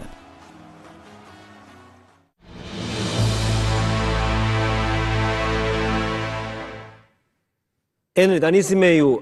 Farage është një lider që kërcënon në një farë mënyrë, po them në mënyrë figurative, le themi atë që është establishmenti i Europës pak a shumë, duke qenë mund të jetë më afër Trumpit, pra këtu futemi dhe tek ajo ndarja e madhe e politikës botërore, politikan pro Trumpit dhe në një farë mënyrë një Europë më e tërhequr, ku politikan pro Trumpit po fus Orban për shembull, Melonin, dhe mund futet dhe Farage nesër si klubi i vendeve europiane që është më pranë politikës amerikane? Britania është afër, ka një marrëdhënie speciale me Shtetet Bashkuara të Amerikës, në të cilën edhe sikur të jetë laburisti, siç është Starmer tani, domethënë, edhe sikur të jetë një konservator, edhe sikur të jetë Farage, nuk është se në thelbin e vet ndryshon si marrëdhënie. Fakti për shembull që u arrit tani marrëveshja tregtare midis Starmerit edhe Trumpit, tregon që kjo marrëdhënie speciale është shumë e rëndësishme se çfarë lloj forcë politike, që është marrëdhënie jo vetëm në drejtim të bashkëpunimit ekonomik, po edhe ushtarak. Ata është pjesët e Five Eyes Only, domethënë Britania, Kanadaja, Zelanda e Re, Australia dhe Shtetet Bashkuara janë në një farë mënyre edhe shkëmbimin e informacionit e kanë vetëm për vete, është një lloj informacioni që shpëndajnë vetëm për veten e tyre dhe nuk e japin vendeve tjera, pavarësisht edhe vendeve tjera të NATO-s. Domethënë ka një marrëdhënie shumë të veçantë Britania me, kështu që në informacionin që ke, Trump do preferonte më shumë, le të themi, Farage apo kryeministri aktual? Tani, teorikisht do preferonte Farage-in, nëse po kur mbahen zgjedhjet Trump ka mbaruar mandatin, domethënë është në 2028. Se nuk mendon që në Britani mund të ketë zgjedhje parakohshme, kemi pasur raste që është Johnson është në diskrecionin e kryeministrit atë. Ja kjo vot për shkakun që kemi në ekran, 34 me 25. Dhe këtu është një vot që kryeministri britanik mund ta lexojë dhe çon vendin në zgjedhje. Nuk kam sapo janë bërë zgjedhje, në 2024 janë bërë zgjedhje, domethënë është të kujtoj kryeministrin britanik, mos gaboj, një nga ndoshta që erdhi dhe në Shqipëri shkreti, sa erdhi dhe u largua si ministri i jashtëm, ma kujto pak. David Cameron. Edhe ai referendumin e famshëm. Një vit qëndroi në zyrë dhe iku, kështu që nuk është ndryshe. Nuk bëri zgjedhje, por më ra nga referendumi. Është ndryshe mazhoranca qëndron dhe ndryshojnë kryeministët, britanikët e kanë këtë zakon, kurse zgjedhjet janë pak më të vështira. Para ka zgjedhje para koshtë. Dhe për shembull ai, pra mund të largohet Starmer dhe të vijë një tjetër. Për shembull Starmer tani ka një reform që po bën, që po prek këto pjesën e domethënë asistencës sociale këto tjera, në cilën ka një pjesë laboristëve që i ka kundër. Kështu që e kanë thënë që nuk do të mbështesin në këtë reformë, por reforma është e nevojshme për të bërë, sepse edhe ekonomia britanike edhe për fajt të atij që është aty, domethënë ka vajtur për fajt të Farage, pse? Normal, Brexit, okay, te Brexit. Për dënë den.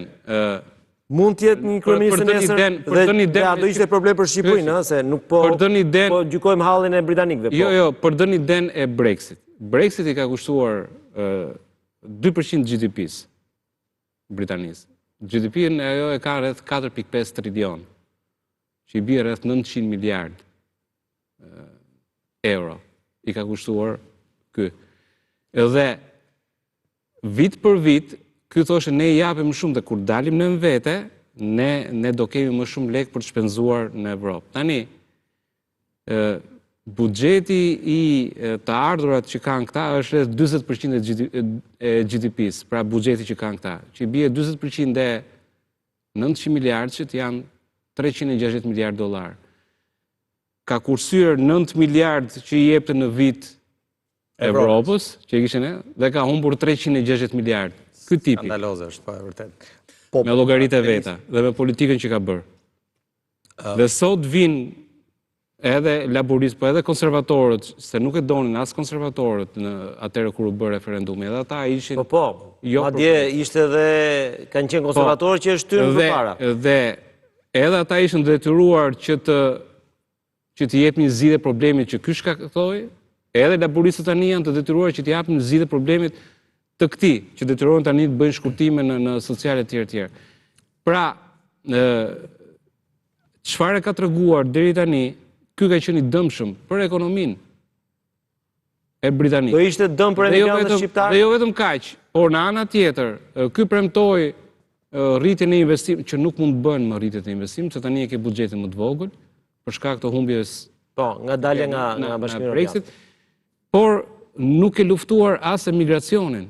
Emigracioni përkundërzi është rritur gjatë kësaj periudhe që ke qenë jashtë vetë. Një nga arsyet kryesore të fitores së këtij atëre ka qenë që britanikët ka një problem me emigracionin dhe është një problem i cili në Britani e ka ngritur konservatorët paktën, të parët e ka ngritur në 68-ën ka qenë Enoch Powell, i cili ka mbajtur një fjalim që sot e kujtojnë shumë vete, që ka thënë Rivers of Blood, dhe e kishte fjalën për emigracionin që vinte nga Pakistani, Bangladesh dhe India, sepse kur ra perandoria britanike ata quheshin shtetës britanik dhe erdhën në mënyrë të pakontrolluar, pra erdhën një pjesë shumë e madhe, dhe tha pas na 30-40 vjetësh ne do kalojmë në luftë civile, e tha kështu në për radhë.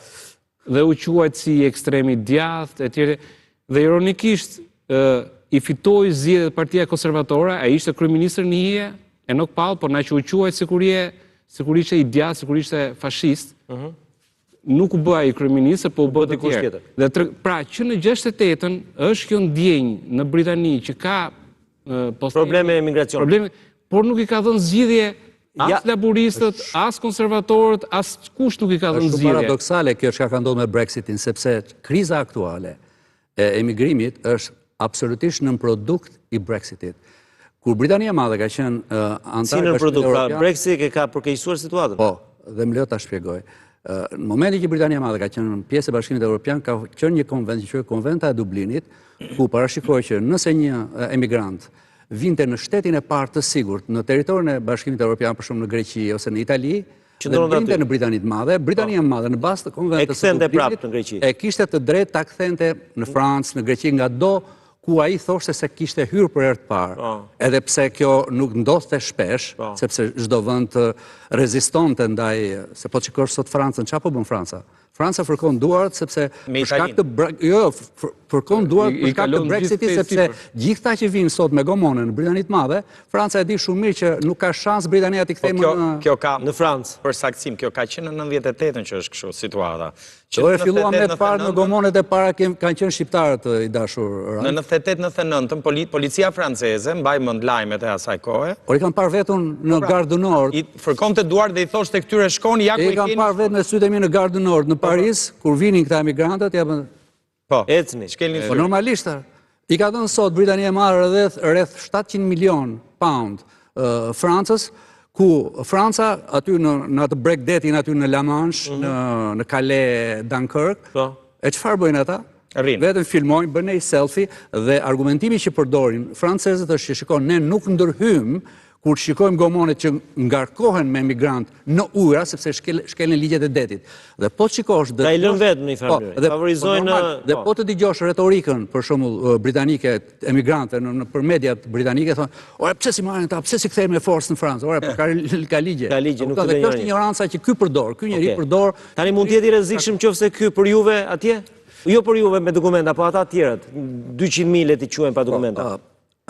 Farage për momentin është shumë lartë në sondazhe, si thash është 34, ja ku është, 34-25. Po, por mos harrojmë që deri në zgjedhjet e tjera, ja mbushet një vit nga zgjedhjet e fundit ku fituan laboristët, ka shumë kohë, një kohë shumë e gjatë dhe shumë gjëra mund të ndryshojnë. Mundet që shumë mirë nëse do t'jetë kaq keq, unë nuk e përjashtoj mundësi që edhe laboristët, edhe konservatorët, edhe liberal-demokratët, po normalisht. Por, ka një problem tjetër këta, Partia Reform, sepse duke qenë Partia Re, këto nuk kanë kapacitetet profesionale të shërbimit për të burime njerëzore, po. Nuk ka kapacitete njerëzore për të administruar. Megjithatë, Arben, ma shpjegon do pse është kaq lart ky zotëri? Po pikërisht se spekulant, është spekulant i mirëfill politik. Për problemet që ka shkaktuar vetë, do jemi më mirë ekonomikisht me Brexit. Shifrat që të gjithë thoshin, Merat, lutem. Ekonomistët gjithë çmimet Nobel ekonomisë, gjithë çfarë do lloj personin që ishte në fushën e ekonomisë thoshte, të largohesh nga një treg i madh, është humbje ekonomike. Dhe ja për shembull ke rasti për Shtetet Bashkuara të Amerikës. Pse i bën presion vendeve të tjera Shtetet Bashkuara të Amerikës? Sepse është një vend i madh, edhe çdo kush ka qejf të bëj. Prandaj ti mund të marrësh dille më të mira kur je vend i madh, siç është ajo që ka një GDP 27 ose 28 trilion. Edhe Evropa pa Britaninë është 20 trilion, është vend i madh. Ku shkon ti vetëm? Domethënë ti logjika më e thjeshtë të thotë që ky e kishte gabim. Por mënyra se si ky fliste dhe e kapte harxojmë kaq për këtë, kaq për këtë, dhe kush rinte t'ia kontrollonte, fakt cheku për shembull, sa të bëhesh fakt cheku kishte mbaruar punë ky, e kishte bërë 1 në 50. Rrezikon shqiptarët Farage? Jo, unë dua të them ja dy fjalë për Nigel Farage. 2016 jam shumë dakord me zotin Tafani, ishte momenti kyç i kthesës që ndodhi në karrierën e Nigel Farage. Zoti Mana e mban mend, unë kam qenë në Angli 94-98, 2004-2008 me 2 perioda. Dhe nuk ma merte kush ka jetuar në Angli, nuk ja priste mendja para 20-15 viteve që Nigel Farage, ky bufon, ky qesharak, nuk ka qenë kur deputet, është bërë deputet para një viti për herë të parë, ka tentuar në disa raste. Ky është bërë eurodeputet në 99-ën. Se besoj që teleshikuesi shqiptar nuk e di me çfarë ka të bëj. Nuk është ndjenjë se me kë po merret Edi Rama. Tani po shifrat e tregojnë apo i rezistoj shumë për të bërë një analogji me ndonjë emër të ndonjë ish deputeti shqiptar, por imagjinoni më qesharakun që mund të ketë qenë parlament deri para 20 vitesh. Dhe imagjinoni që ai të jetë sot i pari në sondazhet e Shqipërisë. Ky njeri në 99-ën bëhet eurodeputet. Me një rrogë maramëndase, mesatarisht 90-100.000 euro në vit. Plus djeta. Pensionet. Po, pensionin e refuzoi, e kam studiuar me vëmendje Nigel Farage. Do them ja 2 fakte interesante nga njerëz që i kemi miq të përbashkët me Farage, profilin e tij. Farage ka qëndruar deri në momentin e Brexit, pra derisa Britania e Madhe doli nga Bashkimi Evropian, eurodeputet. Pra 21 vite, eurodeputet me rroga maramëndase. Po të fusim këtu rrogat, dietat, çdo gjë tjetër, ky ka marrë minimumi, dhe kjo është zyrtare, nuk është opinion, 4 milion pound, ose 4.ca milion euro nga Bashkimi Evropian. Nuk është pak. Nga BE-ja. Ka Gjermane. Ky me teza euroskeptike, filloi me një parti që ka qenë quajtur UKIP, Independence Party, më vonë krijoi bashkëthemeloi partinë Brexit që ndroi emrin dhe e bëri UK Reform, pra reformimi i Mbretërisë Bashkuar, martohet për herë të dytë me një vajzë gjermane nga Hamburgu. Shumë pak veta e din këtë kuriozitet. Dhe këtë një miku yni përbashkët, eurodeputet, ja ka përmendur duke pirë cigare në korridoret e Bashkimit Evropian, në Bruxelles. I ka thënë, qa bën? Ngeli duke na sulmuar, po e diti që ne e dim që gruaja jote është gjermane pavarësisht se ti e fshet. Dhe jo vetëm kjo, ka 2 fëmijë me këtë grua. Po pse mbatet fshet këtë martesën me gjermanin? Nuk e reklamonte shumë. Nuk e tromedonte shumë. Domthon është anti-europian, po benefitet i do Europës. Po, ka 2 fëmijë me këtë grua. Këta të 2 fëmijët flasin gjermanisht, siç flasin anglisht, kanë pasaport gjermane, pra janë qytetar të BE-s, janë qytetar britanik. Sa që edhe vetë fëmijët e kanë thënë që tallen miq tan që kemi baba Nigel Farage. Pra ky është një spekulant në natyrë. Ky është një populist. Okej, por derisa ka arritur të marr mendjen britanikëve, mos ta marrim kaq dhe pyetja tani po kthehem ke pyetja juaj. Po. Rama në vend që të merret me Starmerin, dhe të negocioj për interesat e shtetasve shqiptarë. Po mbase Rama e di që ky nesër do bëhet kryeministër.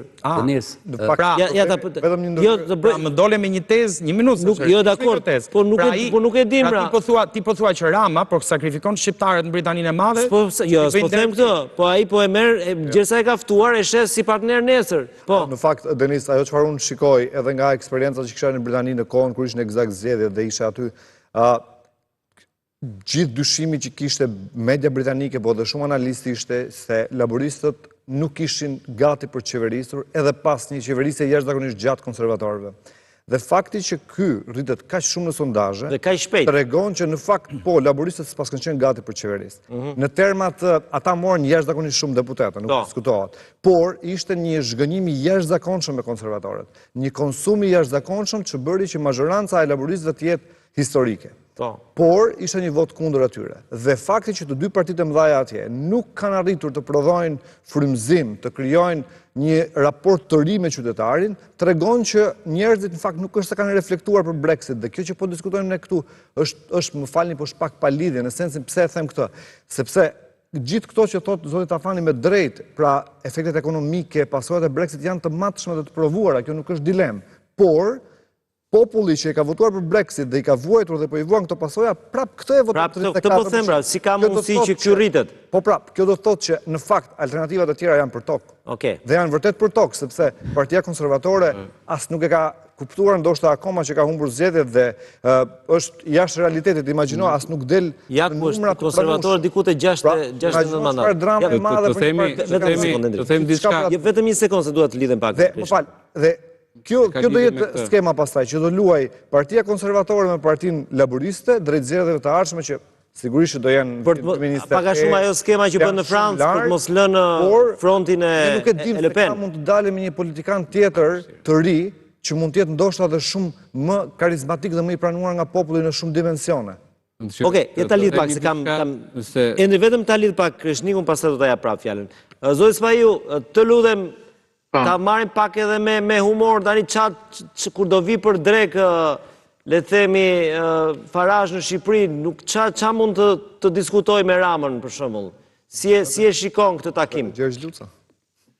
Çfarë mund të rezultojë nga ky takim? Se edhe unë u habitet shnesh shprehu dëshirën të vi me njëherë në Tiranë. Po se, dëgjoj, prandaj kam unë është një debat i stisur, që intereson edhe Faragit edhe Edi Ramës. Okej, në rregull janë të dy atëherë. Po, të dy fitojnë kauzën patriotike. Shqiptarët nuk rrezikojnë. Të dy fitojnë kauzën patriotike, të dy fitojnë popularitet me elektoratin e tyre, domethënë të dy kanë ngritur topin njëri tjetrit, dhe sigurisht që Farage është thjesht pjesa e trendit global, botror dhe europian, në cilën të gjithë partitë të cilat apo të gjithë faktorët politik që kanë një retorik kundër të huajve, kundër emigracionit, gjithmonë janë në rritje. Domethënë kjo nuk është rastësi. Dihet që aktualisht është kauza e cila të çon drejt rritjes së aksioneve politike. Referuar edhe sondazheve të fundit në Britani, sigurisht që janë afër 60% të britanikëve të pakënaqur nga qeverisja, por unë hyta ata të cilët mendoj ashtu si Beni që ka ende kohë për të bërë një analizë tillë, madje unë mendoj krejtësisht të parakohshme, mund të ketë shumë ngjarje të mëdha të cilat mund të ndryshojnë rrjedhën politike e para, e dyta nuk shikoj më atë tendencën e Trumpit për të ndërhyrë në zgjedhje siç bëri në Gjermani dhe që doli bluff, sepse sigurisht partia e djathtë radikale nuk arriti dot të merrte pushtetin dhe tashmë është dashur që Trumpi të ndryshojë 180 gradë qasjen e vet dhe diskursin politik, duke bërë partner kryesor Mercin, një person të cilin nëpërmjet Elon Muskut e goditin në fushat elektorale.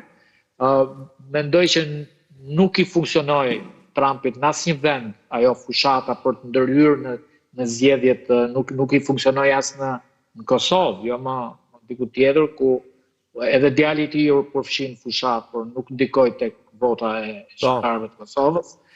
Dhe në këtë kontekst do të thoja mos harrojmë që Britania e Madhe është partneri kryesor tradicional historik i Shteteve të Bashkuara të Amerikës dhe natyrisht Washingtoni nuk i bën këto gabime që të ndërhyjë zgjedhjet në Britani. Mos ju duket çudi që Farazhi që sot duket njeriu më anti-shqiptar në sytë dhe optikën e medias shqiptare dhe kundërshtari kryesor i replikave mediatike me Ramën, nesër t'ju shfaqet miku më i fortë në të. Tjetë më i dashur me të, po thua, më i dashur me shqiptar nesër? Po. Në takimi që mund të zhvillohet, ndoshta në një nga zonat bregdetare të jugut. Pra, unë ju thash dhe njëherë, po t'i referohemi Farazhit, politikanët shqiptar ja kanë nxirr faqen Shqipërisë, por edhe emigrantëve shqiptar, por dhe atyre shqiptarëve të cilët merren me kultivimin e kanabisit apo me trafikun e drogës, sepse jemi ne që e kemi etiketuar Shqipërinë Kolumbi, jemi ne që i kemi në një kohë kur 12 vendet Bashkimit Evropian po e legalizojnë hashashin, ne mbjelljen e hashashit e konsiderojmë në vendin tonë si Kolumbia e Europës, pra unë kam i qasi krejt tjetër. Jo, me drejt në fakt se edhe sot kishim një lajm që Berisha vazhdon me idenë e narkoshtetit. Megjithatë, the diçka nuk beson që në Farazh të bëj të pajtohet me Ramën në këtë çështje? Denis, unë nuk ke ndonjë informacion që kur të vjen në Farazh apo nuk e di? Nuk është përcaktuar, sepse ky është njeri që ka dhe ky ca fiz të veta, ka ca kushte. Nuk është shumë. Cilat mund të ishin kushtet për shembull? Po hajde gjeti, por problemi është që Nigel Farage nuk besoj se do të bëjë një piruet të tillë aq lehtësisht sa që mund ta bëjë Rama.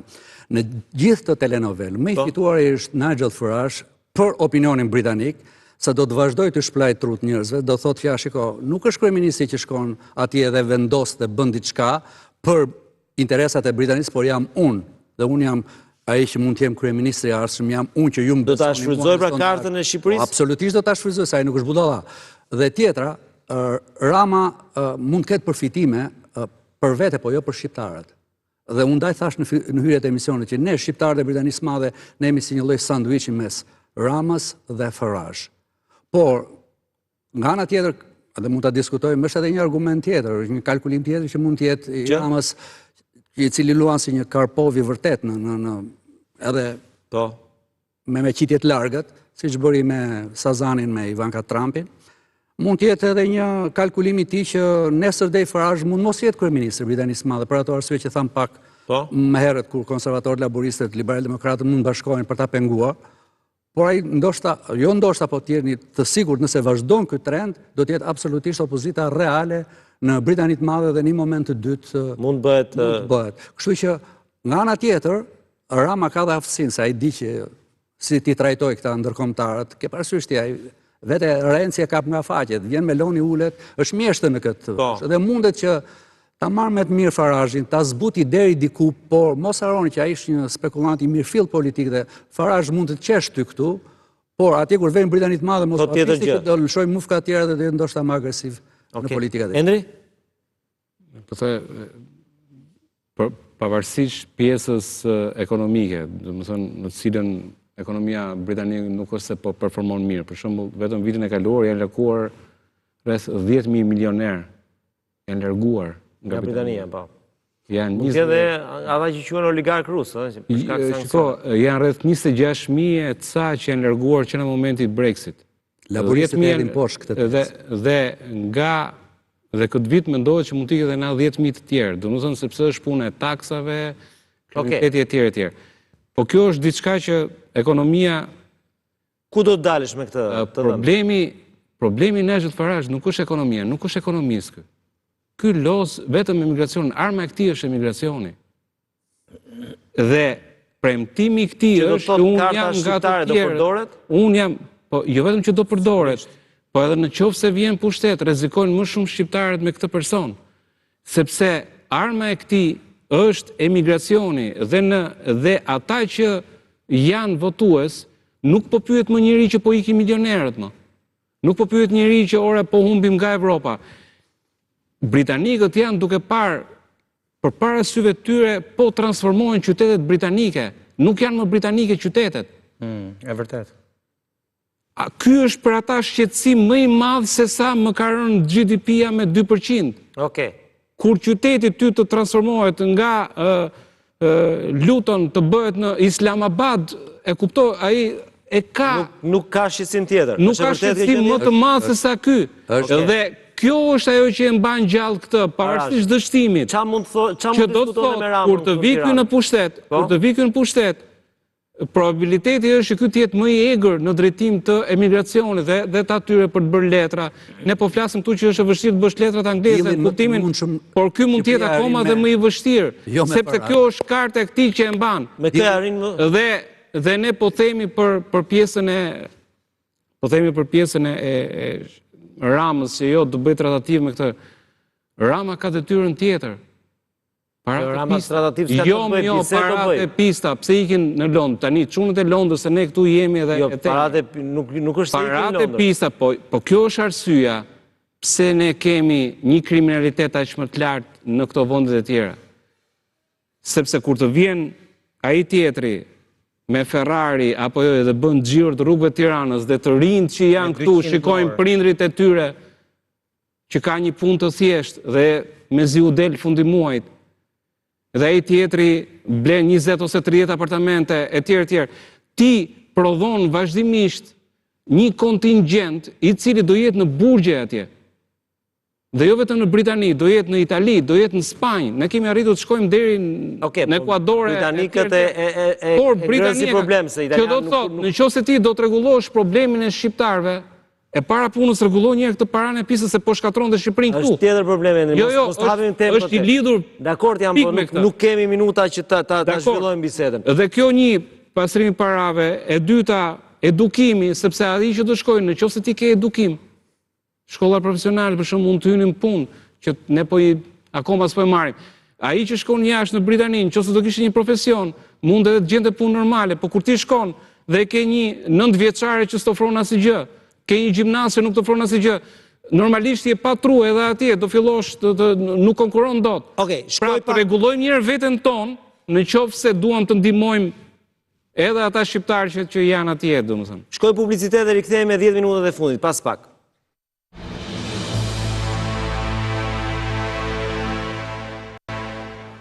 Rikthehemi në minutët e fundit, ndërkohë edhe flesh informativ për një zjarr të rënd diku në zonën e Elbasanit. Menjëherë redaksia e lajmit do të jetë me ju, po për ta mbyllur me zotin Spahiu, Kreshnik, të lutem ma komento edhe një herë se nuk të pyeta këtë foton e dy Ramës dhe Farash dhe dy peshqit e tavolina. Nuk e kuptova këtë punën e peshqve. Cila është narrativa me këtë foto të inteligjencës artificiale? Po, çdo gjë është në kontekstin e një fushate që ka 2 vjet që e zhvillon Rama, i cili krenohet me diellin, me plazhet, me peizazhin, me natyrën, dhe gjithmonë këtë ja servir, domethënë këtë i thot Macronit, këtë i thot Mercit, këtë i thot Stramerit, këtë i thot opozitave kudo, i thot hajdeni në Shqipëri se nuk ka diell si te ju, hajdeni se te ju nuk pijet ekspresi, domethënë nga një anë në disa raste dhe mund të funksionojë, po nga ana tjetër është edhe pak e sforcuar se mendoj që dielli nuk është në një krenarie as e qeverisë as e shtetit, as ekspresi nëpër këto kafenete e Tiranës apo qoftë dhe peshku nëpër plazhe. Megjithatë, ka një mesazh të mikpritjes që pavarësisht nga tonet raciste që mund të ketë Farash në diskursin e vet politik, përsëri Rama mundohet të përgjigjet që ka një mikpritje shqiptare, që pavarësisht që urrëties që ti shpreh për shqiptarët, Shqipëria dhe shqiptarët janë krejt gjë tjetër, dhe mendoj që nëpërmjet këtyre memeve që ka publikuar, tenton vërtet që ta ftojnë Shqipëri dhe nuk përjashtohet mundësia që ai të marrë një protagonizëm politik për të qenë në Shqipëri dhe ndoshta edhe për të marrë një iniciativë ligjore apo politike. Të çfarë natyre do ishte kjo protagonizmin? Po për shembull deri në iniciativën për ekstradime. Okay. Deri në iniciativën për ekstradime dhe sigurisht që aty fiton politikisht në elektoratin e vetë. Dhe në këndvështrimin tuaj, Rama, do të dëgjonde këtë iniciativë që mund ndërmerret e Farash? Po, nuk përjashtohet mundësia. Do të thënë, mos harrojmë që Rama... Nuk është thjesht një drek me një gotë vere, po do ketë edhe thel politik. Gjithmonë, se çfarë do bëj një politikan, shikoje se çfarë ka bërë më parë. Dhe ne kemi luksin që liderët politik shqiptar kanë aq shumë vite sa janë të lexueshëm përpara se ta bëjnë aksionin politik. Që do të thotë, Rama ishte nga ata që e mbylli marrëveshjen e Sazanit në kohën kur Trump ishte në opozitë, kur që Farash, pra, nuk e dia, jam i qartë në atë që them. Pra, është njëri që në një farë mënyrë luan me dy porta, luan dhe me pushtetin, luan dhe me opozitën, duke i paraprirë asaj që mund të ndodhë nesër, dhe mos e përjashto mundësinë që të ketë edhe një lloj dilli, por ndoshta ashtu siç tha zoti Manaj, që të jetë edhe përfitim personal, përfitim personal politik, politik të dy palve. Denis, po shikoj, fotografinë e peshkut është një element shumë interesant. Çka ka peshku? Tani po shikoja. Nuk e di nëse regjia mund t'i afrohet peshkut. Regjia ma mundso pak mbaje këtu, sepse këtu po e komentojmë në fund. Jo, shikoj, është një peshk i madh dhe ky i vogli nuk e di se nga del. Po, janë 3 peshq më duket, ose është... Jo, janë 2. 2, po... Farash gjithmoni i drejtohet Ramës si i madhi, si gjiganti. Se Rama luan shumë me këto element, po nuk e di, ky është një lloj peshku që del si nga fundi i peshkut madh. Janë gabimet e AI-s. Janë gabimet e inteligjencës artificiale, por regjia ma mundso prapë edhe një herë peshku. Ja ku është peshku në ekran, Arben, për ta mbyllur, çfarë situate kemi aty tani, çfarë pritet për shembull, pret që kemi një reagim, vazhdoj kjo luftë, hidhe prit apo mbyllet këtu debati? Jo, nuk do mbyllet sepse do vi Farage, do ketë mbullim mediatik, mos harrojmë që ai ka një akses të jashtëzakonshëm në mediat britanike. Sa përqind le ta bëjmë pak shqiptar që pyetjen, e di që s'do të pëlqejë si pyetje, po e bëj. Sa përqind të medias në Britani e kontrollon Farage? Shiko, nuk diskutohet, prandaj po thash pyetje shqiptar që kjo. Shiko, media që ka Farage, GB News-i, është absolutisht në kontrollin e tij. Dhe është një media që në elektoratin e vetë padyshim që ka ndikim, por Farage nuk flet vetëm për mediat e veta, flet edhe në parlament, flet edhe për BBC-n, flet edhe për ITV-n, dhe gjithçka që ai bën në aktivitetin e tij politik padyshim. Po sot mund konsiderohet lider opozitës sot? Realisht ai po atë rol po e bën. Konservatorët janë ku thret Qameti, ka një drejtuese Kim Badenoch e cila nuk po arrin të gjej veten, mos besimi britanik ndaj ish konservatorëve që janë sot në opozitë është i jashtëzakonshëm, ndaj edhe ky ka marrë... Po familja mbretërore ka një opinion për Farash? Absolutisht nuk ndërhyn fare, ndara. Faleminderit, Ralfi, për sa i përket, se mund të them edhe diçka, njerëzit që kanë nevojë tek zyra që që menaxhon ku mund drejtohen, në çdo kohë është e hapur? Çfarë shqetësime kanë? Moravizën në Instagram, moravizën.com, jemi në katin e 9 të ETC-s, poshtë vendit ku merreshin viza deri para ca kohë. Dhe për çfarë është konkretisht kur për aplikim për viza? Ne ofrojmë asistencë ligjore për aplikime dhe administrative dhe përkthime të certifikuara për aplikimet e vizave britanike. Ndihmojmë edhe për aplikimet e vizave kanadeze dhe amerikane në asistencë që ka nevojë. Por një të fundit. Rama duhet të çojë urgjent ministrin e brendshëm shqiptar të takohet me ministrin e brendshëm britanik dhe të mbrojë interesat e shqiptarëve në Britani, por gjithashtu edhe të kërkojë lehtësimin e masave për vizat e qytetarëve shqiptar nga Shqipëria, se është turp që kërkohen kaq shumë dhe që merren vendime të padrejta ndaj shqiptarëve.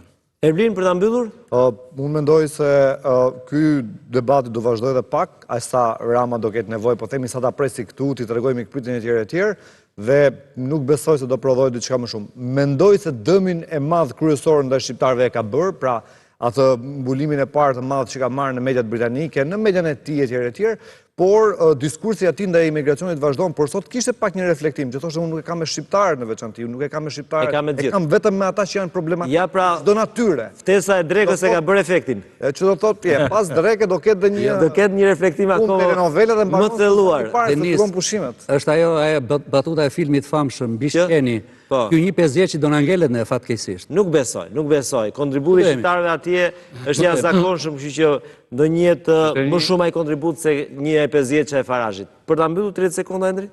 Jo, më duket se Rama ka vepruar me mendje lehtësi dhe nuk është për të neglizhuar ky mohabet. GB News-i e kalon Sky-n për në shikueshmëria, bilet disa... GB News-i është televizioni që kontrollohet nga Farashi. GB News-i që ta thuash. BBC është në pikjatën. Edhe BBC është pikjat, Sky është në pikjat dhe këta janë në rritje, vazhdimisht, pavarësisht se kanë humbje dhe nuk e di. Që do të thotë, ai person realisht, pavarësisht se ne nuk e dim se 3 vjet nuk e dim se çfarë do ndodhë, se është konflikti në Ukrainë, është puna e Izraelit, çështja e Gazës, e këto që janë që mund t'i japin dhe boost këtyre partive tjera, konservatorëve ose laburiste. Por ai seriozisht në mënyrën se si po shkon për të bërë kryeministër dhe për shqiptarët është problematike kjo gjë për shkak të mënyrës se si ai e shef të delegacion. Mirë që është nisur, mua më duket se është nisur me mendje lehtësi kjo, sepse është nga dhe jam dakord që ishte kontraproduktive. Ishte një temë që ja vlen të diskutohej dhe besoj duhet diskutohet edhe në kuadër të atyre zhvillimeve që na presin në raport me këtë takim. Unë falenderoj katër pranishmin dhe zotin Spahiu që e kishim në lidhje të drejtë nga Gjermania. Natën e mirë dhe mirupafshim.